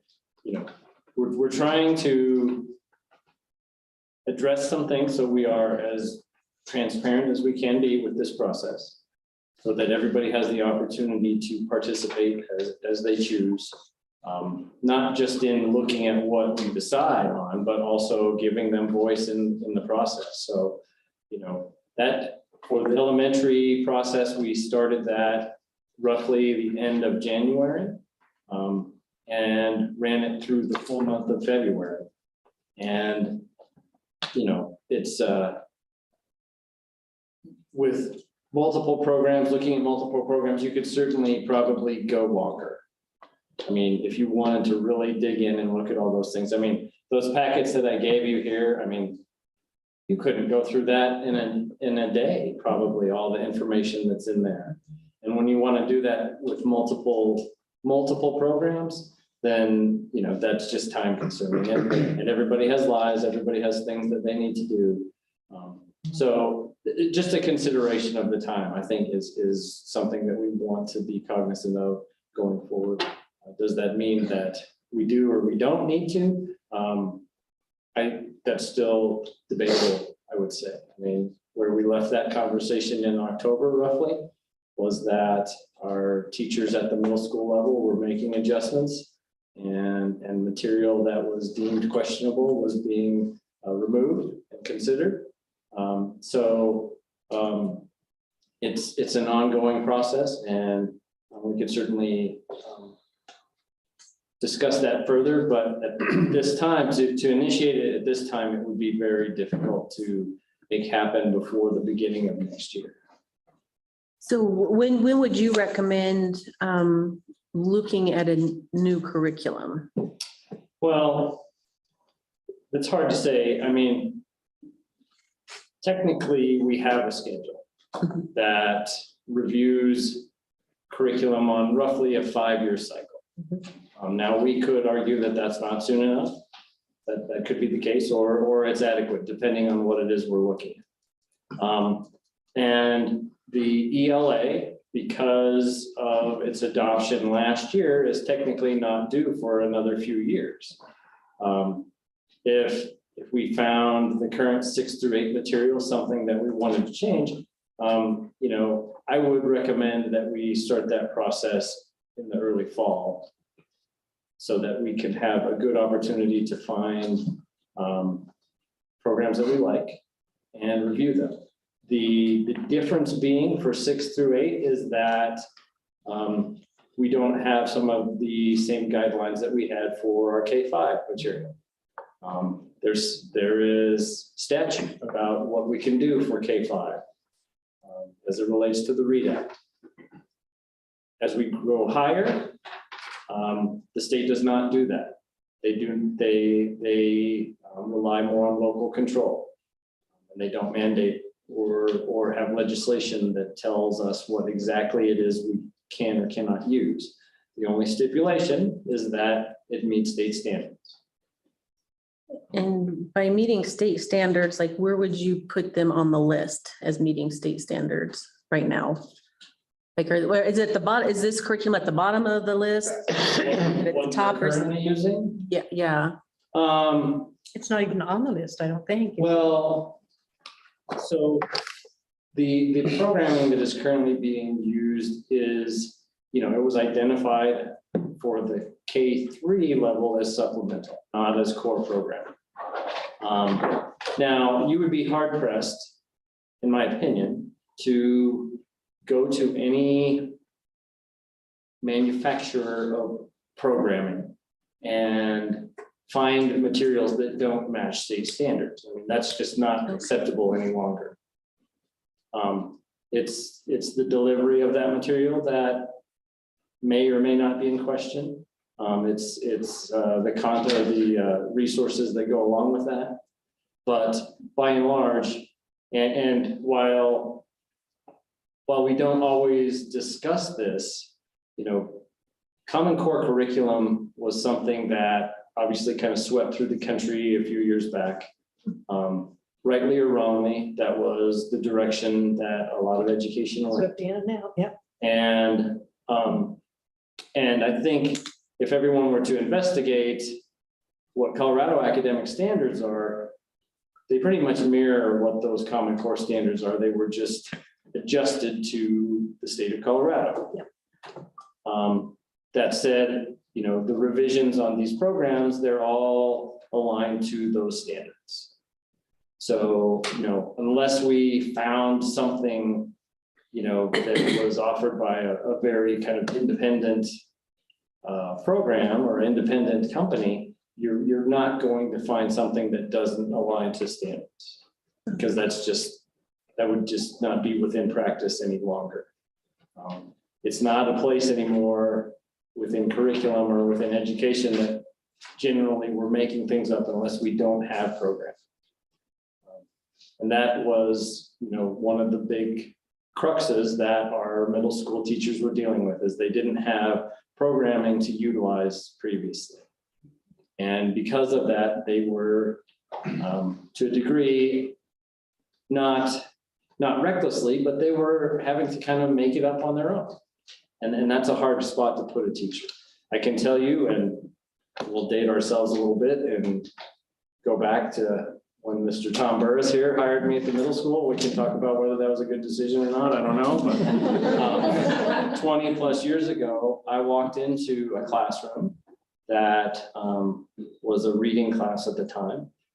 And that class no longer exists. It evolved into other things currently. But when I walked into that classroom, I had basically on my desk was a pile of state standards and one set of books. And I had to make it up. Now, I had great teachers that I worked with around me, and we collaborated and kind of built our direction. But I can say from that experience that, and then having worked there for a number of years and then moved into an elementary position at teaching at Lewis, where everything was program driven, whether it was open court at the time, and then the math program we were using, it was night and day. The programming made my ability to be a better teacher more enhanced, because I wasn't trying to build things, they were there for me, and I could take those things and start to look at, all right, this is what's working, this is what's not working, this is when you can use your professionalism as a teacher and really do the best work that you can. And that's what I think the benefit of having programming is for our 6th through 8th grade teachers now. Again, we can talk about a word at some point, if that's what you guys would like, as far as the specifics of programming, what we're using. But I would really hesitate in taking anything away from them at this time or in the near future, because one, I do feel like they are doing good work in amending what they have. And two, it's, it's like kind of pulling the rug out from under them to have to reinvent all of that work, so. Here's my thing on it. I don't really like the curriculum that's in there right now. A good curriculum, solid curriculum, like you said, you don't have to do anything else except teach the curriculum. Now you can put your own input in and research some, but right now this curriculum, the teachers are doing a bunch of research. They're having to supplement way too much, which takes tons of time away from personal life, family life. And if they had a solid curriculum in there, they didn't have to do that. I think they might not like it at first because there's a lot of PD that goes on with getting new curriculums and whatnot, but they would benefit them, benefit the kids, and we'd see some growth, progress, success. I just don't like what's in there right now for certain reasons, of course, that we don't need to go into. But looking at a teacher standpoint, I work with teachers and we talk about this in leadership teams. It's a little bit different in New Mexico. They can kind of pick and choose what they want as a grade level, but they're always changing to what's the next best because of what they're doing now. They have to supplement it so much. It's like, let's get something that we don't have to supplement. Yeah, I agree with It's you. right there for me to teach. And I think that would just be so beneficial for the teachers. And of course, the kids are going to benefit from it as well. The sooner the better, in my opinion. I know it's sudden. And before I even came on, I thought that it was going to be K-8.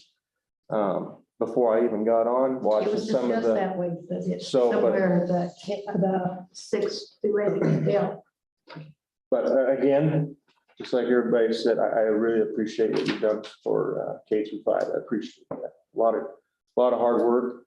I've talked to some curriculum committee members. They're willing to go all in right away if needed.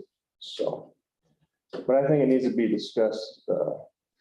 Needs to be on the next, the next agenda, the next agenda, the next agenda, the next. So I've got a 6th grader. He will be a 6th grader next year. So we'll see. Well, and I don't disagree with you. I mean, you're right on when you're saying like, the less we have to ask our teachers to do and within programming, the better. As far as like being able to provide and they can still be teachers, right? Be creative, but it just kind of takes all that extra work that you have to put in outside of school hours. It's there ready for you. So just out of curiosity, why would we not, Jim, why would we not align K-8 together at the same time? Is there a reason or? Well, by and large, so I can step back to the last fall when we had this initial conversation. What had happened was there was an emphasis to really investigate K-5. And at the time, we had board members that were, so 6 through 8 was new to us this last year, brand new. So, so we were in the initial stages of getting it going, using the material, et cetera. And when this discussion started to gain some life, we had some board members that actually attended some middle school classrooms to see how that was working. And upon them reporting back, they felt like it was worthwhile to give those teachers an opportunity to continue to work with the material. and make adjustments and do the things that they had been asked to do in order to, adjust based on like some of the decisions, the resolution that we had with the school board, things like that. But at that same time, it was requested that we start to initiate the process of changing what we were using at K-5. So that's kind of the chronological aspect of how this is played out this way. To look at our material, like in a general sense, K through 8, I think that there's that possibility that it's something that's doable. By and large, most of these vendors that we see in here, some of them do K through 8, some of them don't. I would hate to limit our options just because somebody didn't go all the way through 8th grade. In fact, I think Benchmark itself may only go through 6th grade. I have to check with that. So we would be looking at something completely different for at least a couple grades possible. That doesn't mean that as a whole, we shouldn't look at everything K-8. That's probably just like a philosophy that we haven't adopted over the years to look at our curriculum in that way. It's usually been elementary, middle school, high school. So I'm not saying that that's a good answer. I just think that that's kind of how it has been done. But to some of the voices we heard in the audience, new perspective is definitely welcome and needed on something. So I'm not saying that we shouldn't look at K-8. I think ultimately that's something we need to do. Right now it's challenging just because of the timing of it. And can I also say that I know that at the end of the day, we're trying to get a curriculum in the building that everybody agrees upon, but I just have to remind everyone that this was a board approved thing last year. We spent $130,000 to adopt that. Now we're adopting a curriculum about $250,000, and we're wanting to replace something from last year at an additional $150,000. So I know that we're talking about this like it's an easy thing, but these are big dollar amounts. These are construction projects that we can't do because we're duplicating efforts. So whatever we decide to do, I just want to throw out there that we need to keep in mind that we need to make sure this is on a cycle and not just 1 year it's good and 1 year next it's not, and we're going to spend a lot of money to replace it because it's not financially responsible. So I just want to mention that. Thank you, Kyle.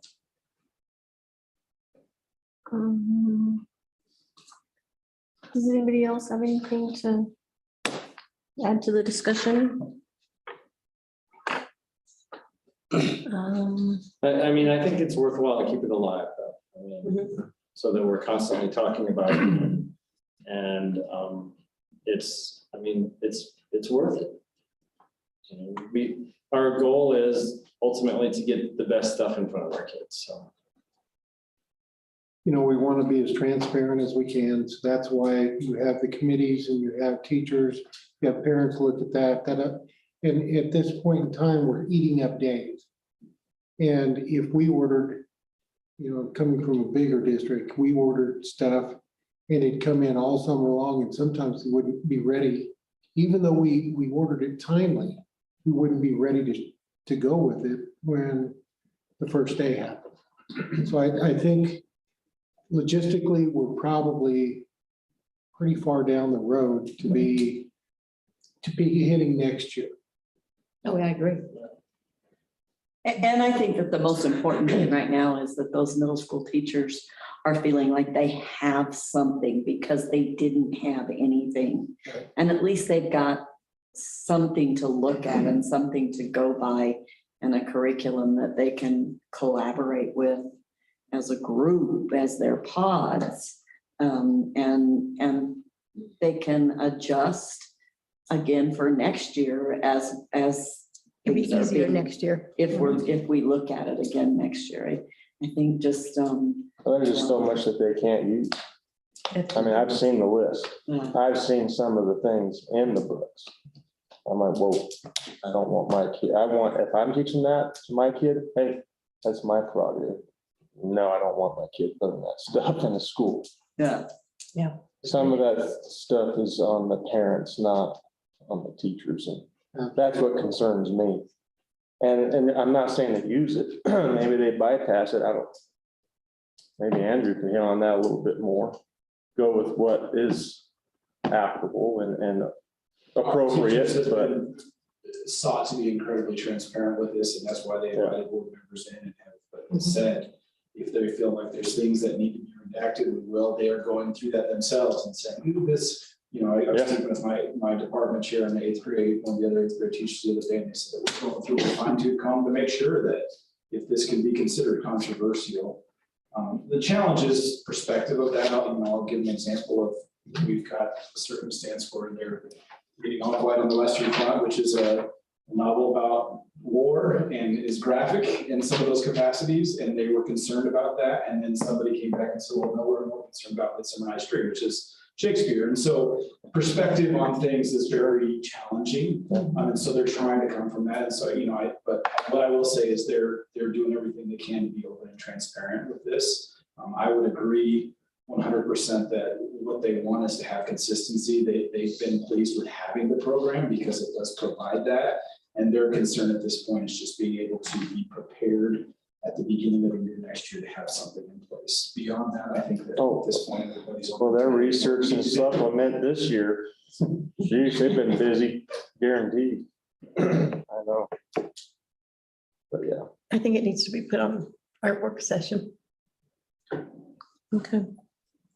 Yeah, like Mr. Park said, just keep it alive and don't, bless you. You're right, it does change person to person. There's certain things I'll let my kids watch, but there's certain things I will not.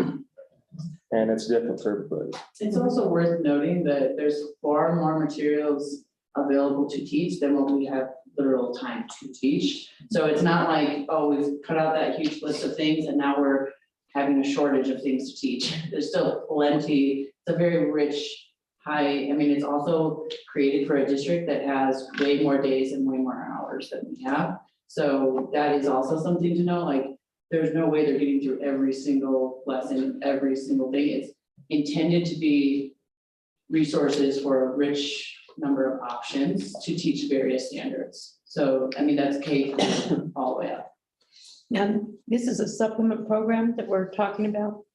Well, that's how it was identified by CD.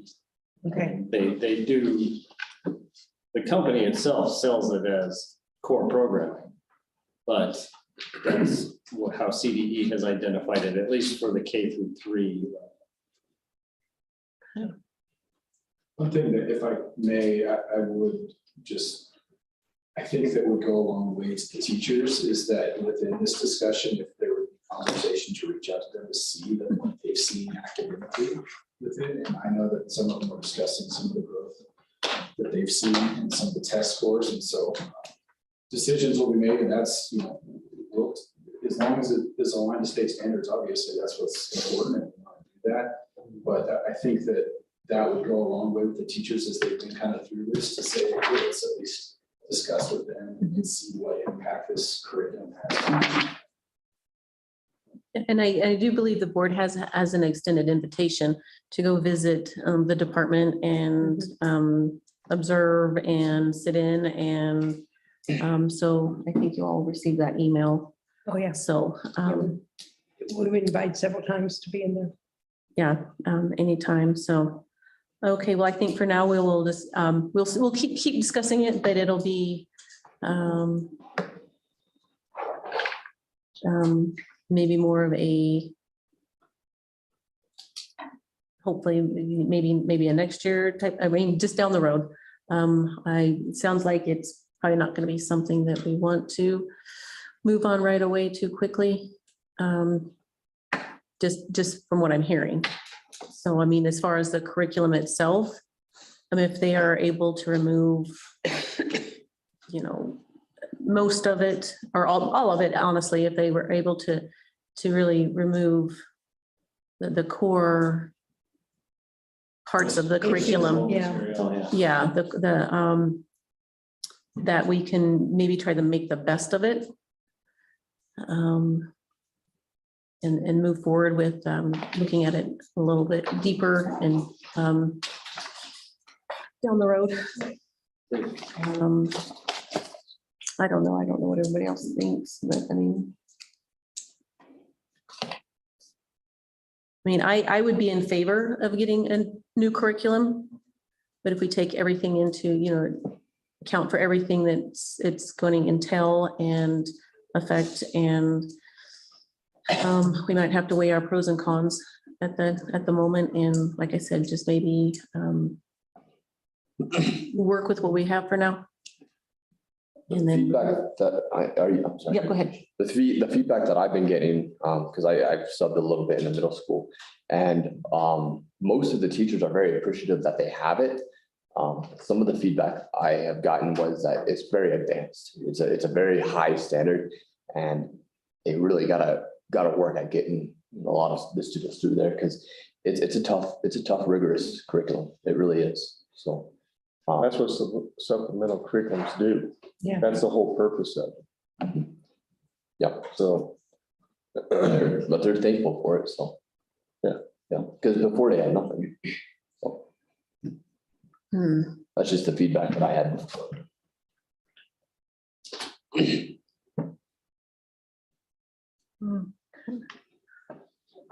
Anybody else? Anything? Okay, well, we'll definitely keep this a talking point and just kind of see where it leads us. Okay, action items, the consent calendar. Is there a motion to approve the consent calendar? I make a motion that we accept the consent calendar. Second. I have one request on this. When you list some who you're employing, I noticed that you list the building, but it would be nice if you would list what they teach. So like say somebody was coming to Kemper, are they teaching 2nd grade or 5th grade? Just, because at some point I like to put names, the classes. And I mean, I just am saying that it would be nice to have a little more information on that. And also resignations. Just that's me. I don't know how the rest of the board feels about it, but. Yeah, there was one on, there was a coach that I'm assuming is probably boys basketball coach, but this says FCH basketball. Yeah. Things like that, so. All right. Frazier. Aye. Hall. Aye. Hart. Aye. Noise. Aye. Rice. Aye. Wells. Aye. Right. Aye. Thank you. Okay, do I hear a motion to approve the K-5 ELA curriculum?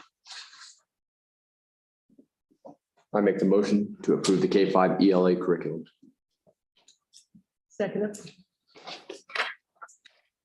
Okay. We had a pretty good discussion on it, so I don't know that we need to. So we have 3 options for that, don't we?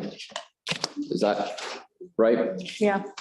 Recommended 4. 3 year. There's We have 4 4 options. If I need to revise it to, please say that.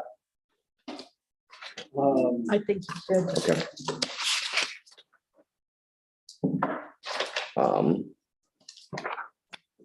I wrote it.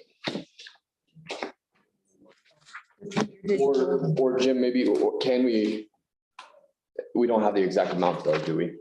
Yes. Mhm. 257,000. You might have to borrow that. All right, so I make a motion to amend my previous motion to specify that it's gonna be a 3-year digital for a cost of $25,000, I'm sorry, $257,972. And Dawson, second. Yeah.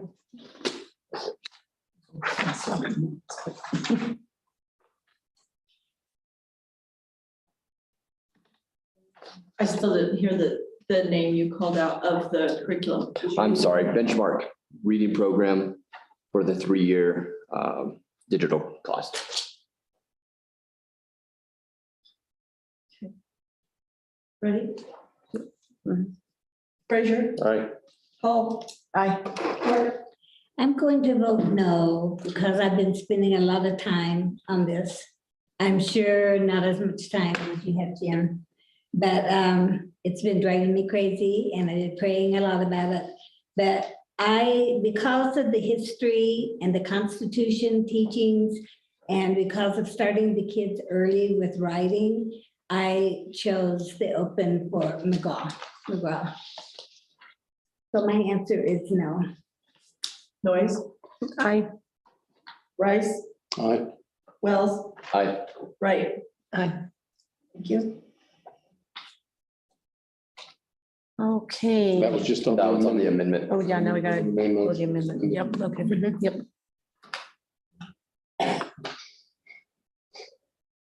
Frazier, All right.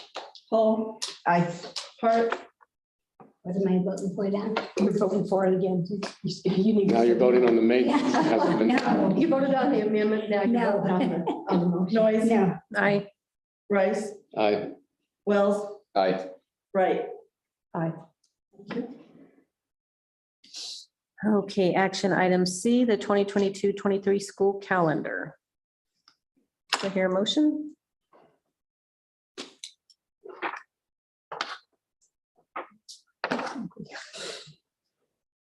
I don't know that it's Well, we have in to there. put it on the floor. I make a motion that we accept the 22-23 school calendar.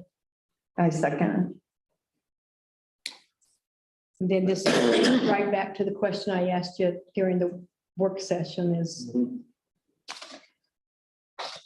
the Fridays. Right, well, I mean, as I explained before, it was, the question was brought to our administrative team.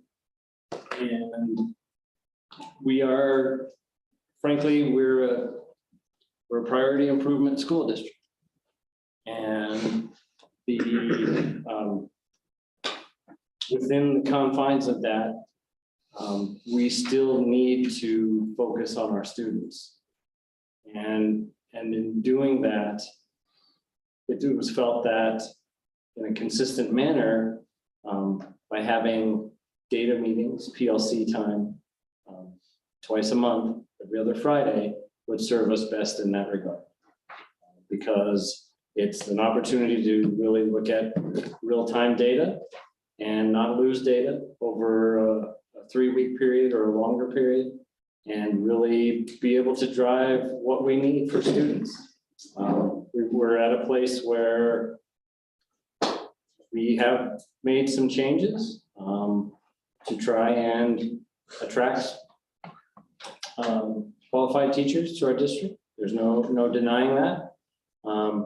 But we have to really focus on what we need for our kids too. I mean, we've lost from 160 days down to 147 days. That's 13 days of instructional time that we have taken out of the calendar in order to have the 4-day. Now, I'm not saying I'm against that. I think there's a need, particularly given the area that we're in and the competition we have amongst other districts for staffing. But we also, we are facing student loss that we have never seen before. And we can't make that up by just kind of not having a plan. And when put to our principals and administrative team, we all agreed that the 2 half-days a month give us a consistent plan throughout the year. So we can regularly address learning gaps, and we can work on finding the resources we need to help our students get back to where they were, hopefully pre-COVID. That's a big hope. I mean, that's that's a lot of loss that we have to come up with. And, we don't have any current data from the state because we haven't taken a full slate of testing in a couple of years, but we're going to have it this year. I mean, starting next week, we're going to be testing and, we have an opportunity, I think, because this spring will be a baseline. But we have to take advantage of every moment that we have. And, I don't want it to sound like that we don't have concern for our teachers, because we do. We want the best teachers here. We absolutely do.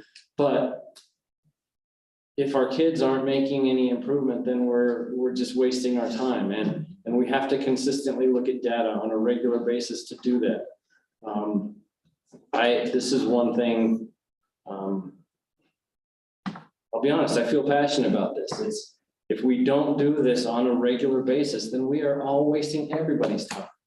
Well, the state will take us over if we Yeah, don't get ourselves up. and it's, I don't want to sound like I'm not compassionate to that request, but if we don't do this on a consistent basis, we're going to wind up in places that we've always been. And I hate the thought of that for our district, because there are so many people here that work so hard to make that not the case. And a lot of it comes down to, what do you honor? Do you not honor the data? If you don't honor the data, then we're wasting our time, because that's what's going to help us move these kids. And we're going to do other things as well. We want to have a common assessment platform across the district, so we know exactly where our kids are K-12. We're not working in that world right now. We want to look at how efficiently we're using teachers. Does our current system work where we have the right teachers in front of the kids that need it most? All of these things are important to making these gains. And, the calendar is a component of that. But again, I will say that if we are not consistently looking at our data, then it's all for naught, because our kids are going to fall further behind, and we're not going to be able to address those gaps. Okay, I just have a quick question. This just came to my brain just now, but with the calendar being approved, and we were talking about, but it can be tweaked here and there for certain things.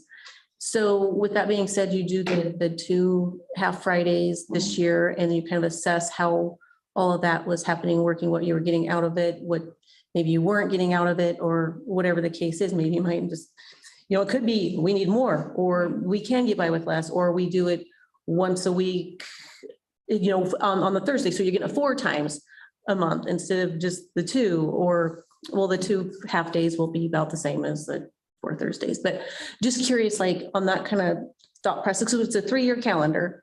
Potentially maybe even in like the 3rd year, it could be like, okay, you know what, we've got our, right. Is it something that you would have to, through the state, be okayed now? Or, as far as the PD days? Well, so couple things. One, yes, so because we are going below 147 days, we have to apply for a waiver. Now, as a priority improvement school district, we not only have to apply for the waiver, but we have to provide a lot of information about how we spend our time. Okay. Just so that the state knows that we are allocating our resources properly, given the amount of days that we're going to have on the calendar. And we'll be starting that process here shortly. So, that keeping that focus is I think helpful in this regard, because it really forces us to look at ourselves and say, yes, all right, these 5 minutes are being used adequately to service the needs of kids. But to your point, there's no reason on an annual basis we can't look at this and say what works, what doesn't. I feel like as educators, that's something we should do all the time. We should be introspective and constantly working to improve what we're doing. So without a doubt, and we said this before, is, after the first year, we certainly will be more than willing to look at this and make adjustments as we need them. Whether that meant, to Mr. Rice's point about holidays, or whether it meant some other types of adjustments. Times, begin Yeah, times, start route. times, plus, there's a host of things that we can look at and constantly work on. So it's not at all outside of the realm of possibility that we are making adjustments. Okay. And I would encourage it, quite frankly, because like I said, if we're not looking at ourselves and judging ourselves, and trying to be better all the time, then we're not doing a very good job for our kids. Personally, I think we need to give you guys as leaders, as the administrative team, as school leaders, the chance to do what you feel is best for your school and for our staff. And let's give it a try this year. Again, like you said, if it's not what works this year, we can tweak it next year, but let's give these leaders who we've put to trust to lead our schools and do what's best for kids, the chance to help their teachers, help these kids get going in the right direction. And I think that our teachers will step up and be appreciative of letting us do that. Because you guys have worked hard to get to this point. Fridays alone are a huge help. I think we still need to entrust our leaders, our school leaders and our administrative team in making that happen for us. What are we doing this year, this semester? Well, right now, we've made some concessions and So the data's just, well, at individual schools, those guys are working on it as they can and see fit. It's different across the board. I can go into the examples again, but where teachers have availability or they have time varies from place to place. Sure.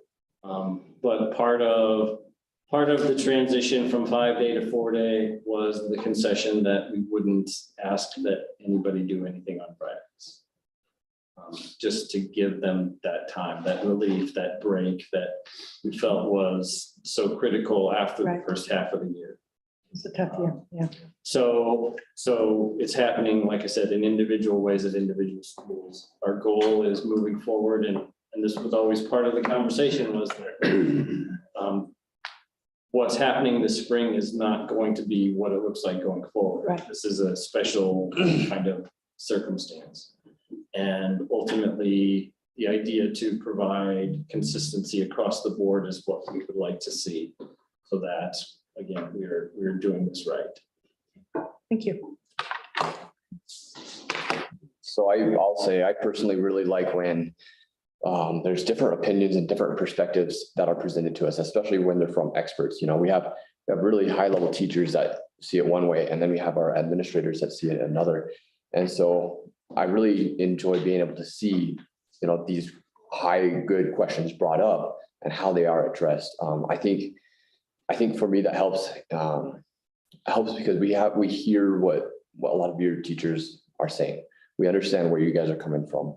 And so I think it really is an important piece to that, because even if there's going to be times we disagree. When our admin tells us this is why, I believe we need to listen to that as well. And so I appreciate all you guys, all that you do for us. And I just wanted to let you guys know you're being heard. So like to hear something from the principals too, as far as your buildings, your feelings from your staff and stuff. As far as this. For us, it's mixed at Mesa. Currently, our teachers are using their planning time to meet as a group and get the PLCs done, look at the data. So that takes away time from planning as well, but our teachers are pretty vigilant and working hard. Cody got to see us in action, so it's kind of nice to have him as a sub, so we'll take him anytime.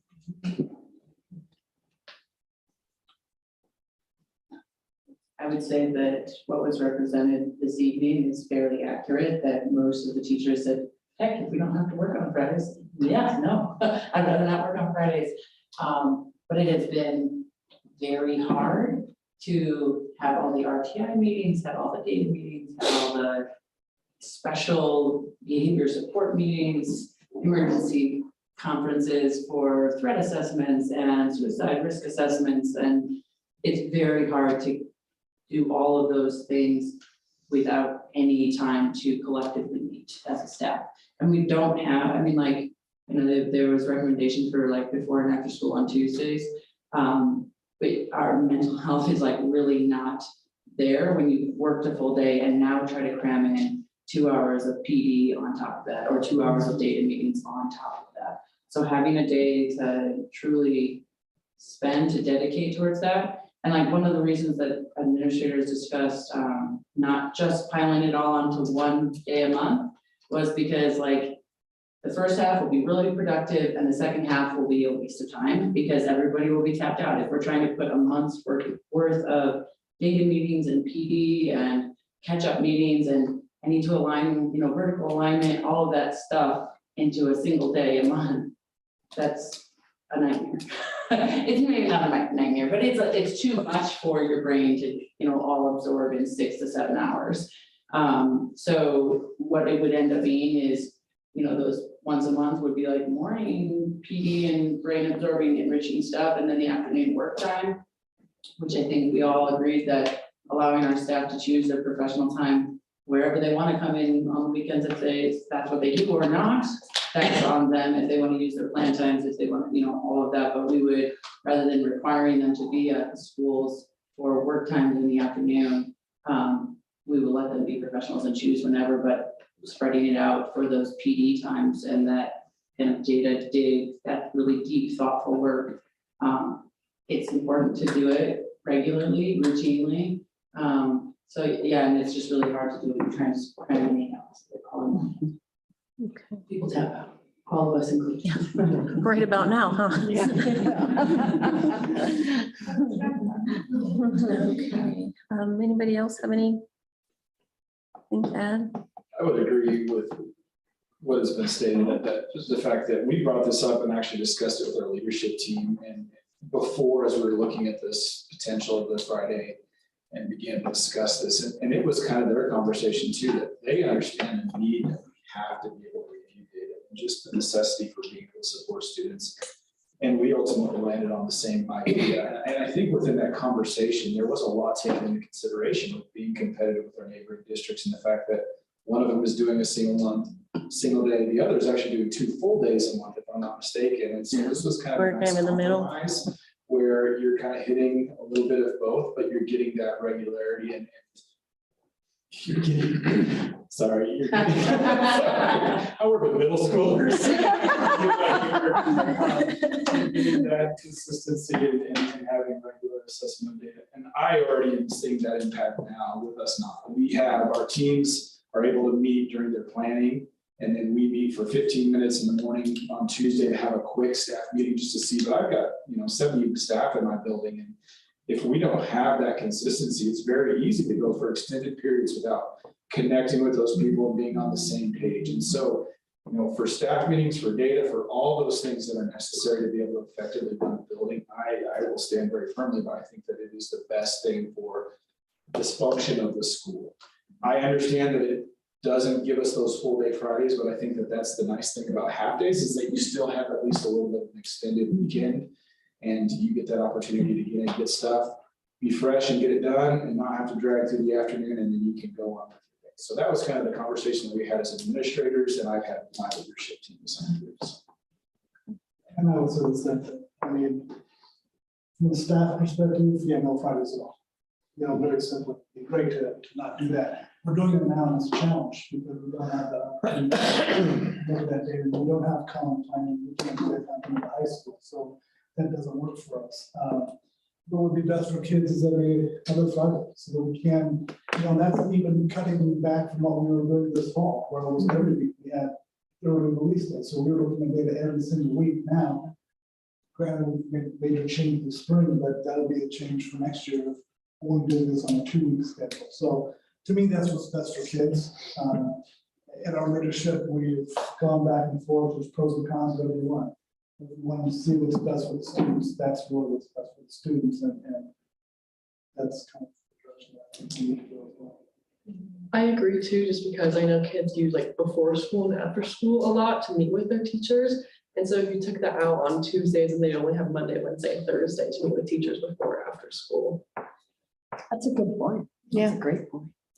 They make up tests and do a lot of stuff after school, don't they? Something you want to throw in?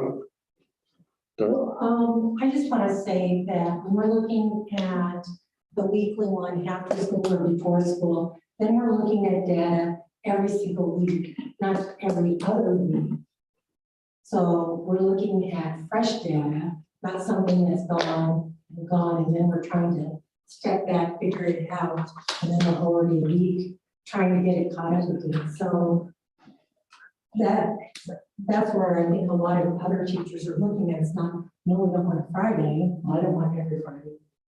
But if we're doing it then we're looking at fresher data, and it's easier to turn around and looking at 2 weeks of data and trying to go again, you know, so. I think that, So do we want to say that you're voting for every Friday? yeah. Every Friday morning?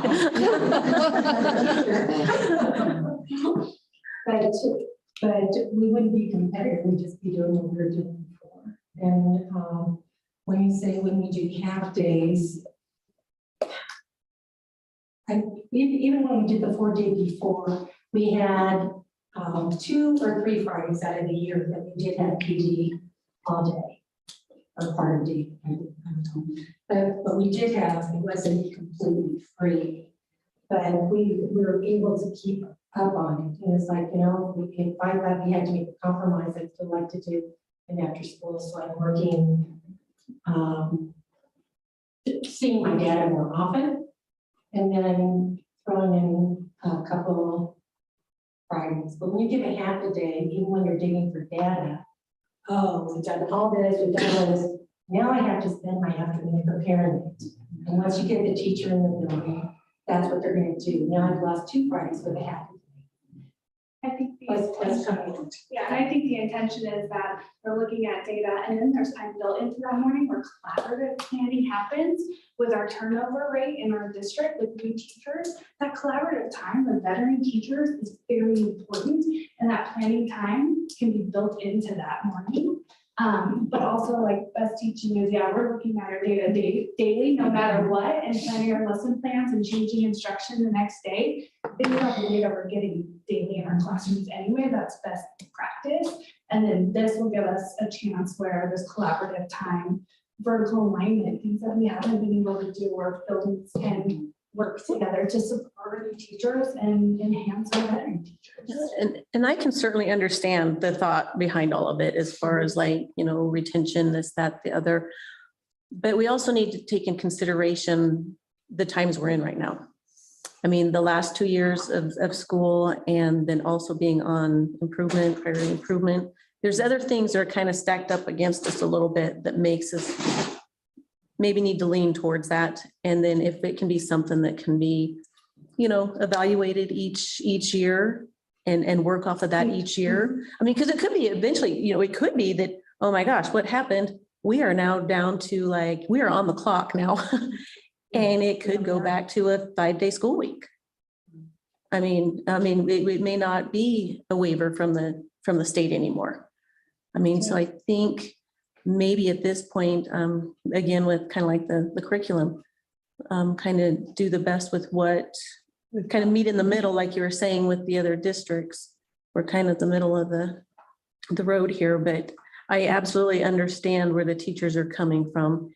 And I mean, and even maybe the administrators and you know, maybe you want to have all your Fridays off too, but yeah, you know, is, you know, not just the teachers, but like all the staff, and you know, I mean, it takes everybody to run a district, but It does. but it also takes everybody to kind of push that district. So, yeah, I'm, okay, I'm done. Well then, okay, all right, Deborah. Frazier, Aye. Paul, Aye. Hart, Aye. Noyes, Aye. Rice, Aye. Wells, Aye. Wright. Aye. Thank you. Okay, action item D, to accept the donation of our flag. Is there a motion to accept the donation? I make a motion that we accept the flag donation. I second.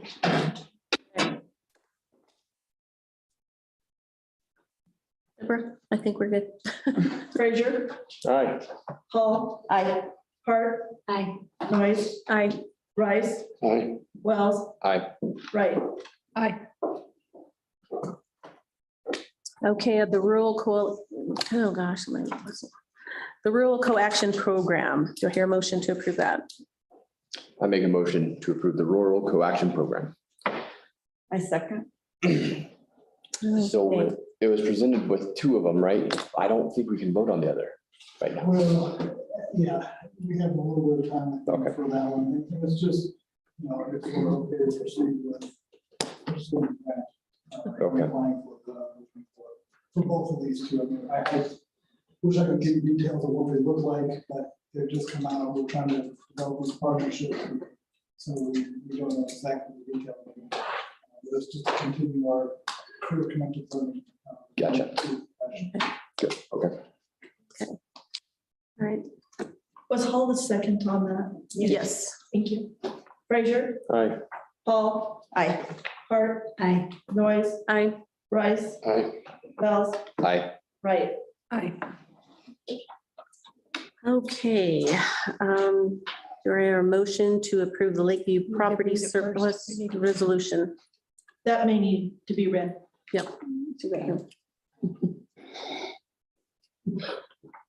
We need a motion. No, Stacy, you read it first. Oh, I have to read it first? Oh. Okay. This is Montezuma-Cortez School District RE1 resolution declaring surplus property and authorizing conveyance. Conveyance. Whereas the Montezuma-Cortez School District RE1 School District is the owner of real property located in Montezuma County and more particularly described on Exhibit A attached where to the incorporated herein real property, and whereas the Board of Education Board of School District hereby demise that the real property will be needed within the Will not be needed. within the forbearance for foreseeable future for the purpose authorized by law and therefore by any conveyed or accordance with the applicable law and district policy. And whereas due to the location of the real property, a public sale or competitive bid process is not pertainable. Rather, the board desires to convey the real property back to their heirs and sectors of the original owners. Now therefore be it resolved by the Board of Education of Montezuma-Cortez School District RE1.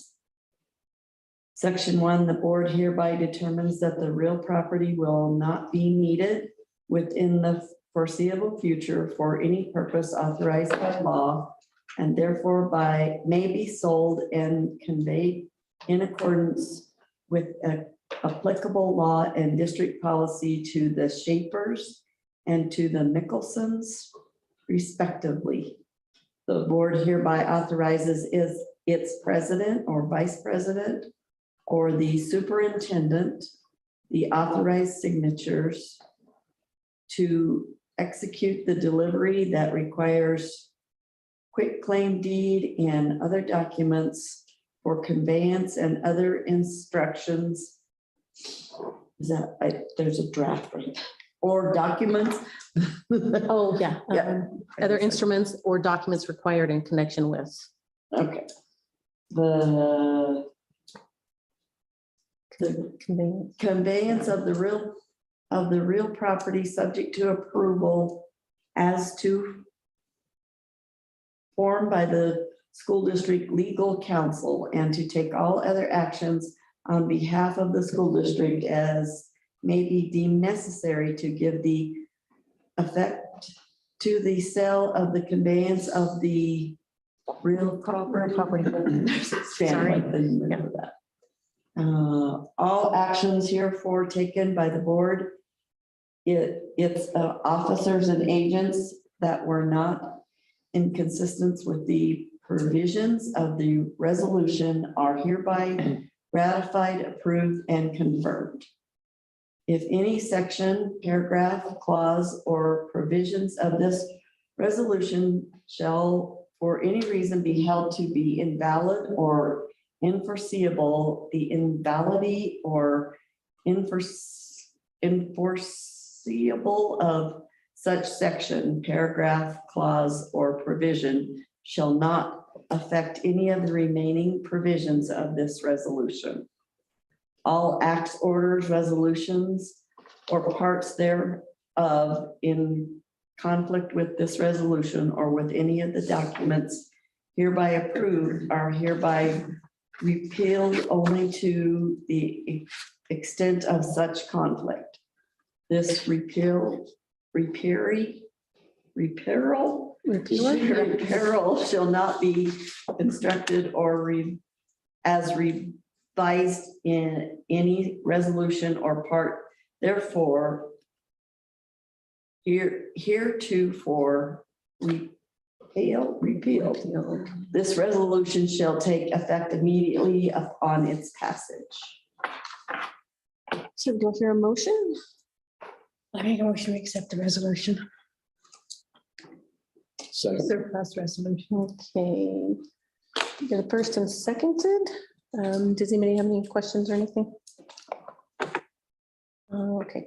All right, Deborah. Frazier, Aye. Paul, Aye. Hart, Aye. Noise, Aye. Price, Aye. Wells. Aye. Aye.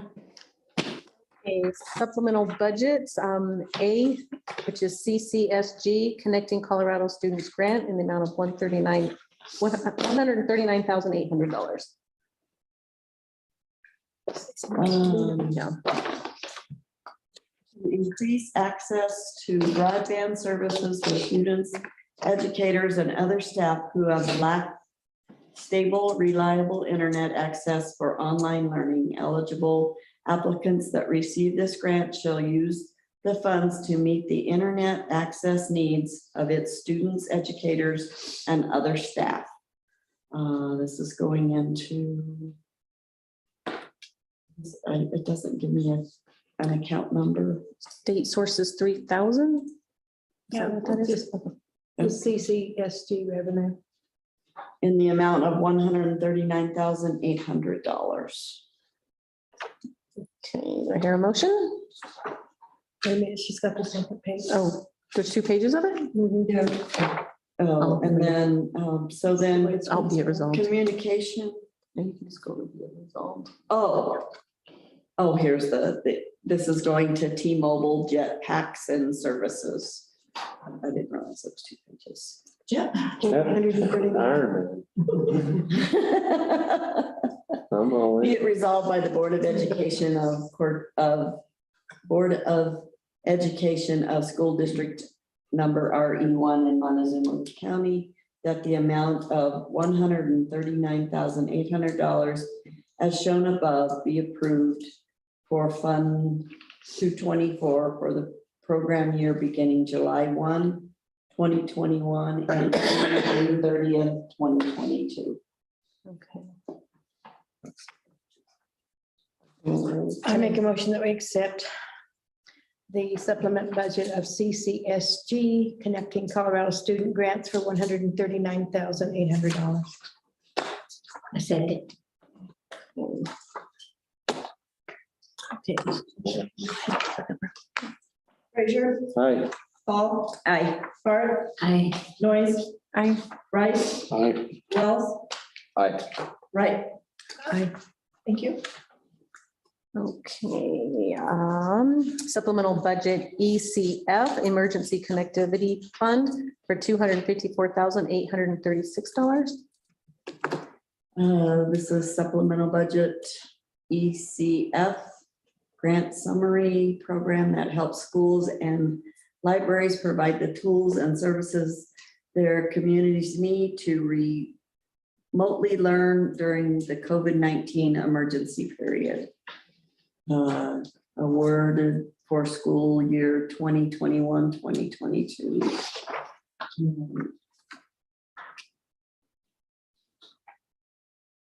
Be it resolved by the Board of Education of School District Number RE1 in Montezuma County that the amount of $254,836 as shown above be appropriated to Fund 130 for the program year July 1st, beginning July 1st, 2021 and ending June 30th, 2022. Can I get a motion? I'll make the motion to approve ECF emergency connectivity funds for the amount of $254,836. Second. Okay. All right, go ahead, Deborah. Frazier, Aye. Paul, Aye. Hart, Aye. Noise, Aye. Rice, Wells, Aye. Right. Aye. Okay, we do not have any policy revisions for first reading, so we'll move on to policy revisions for second reading. ADBE-E, public request for open records form.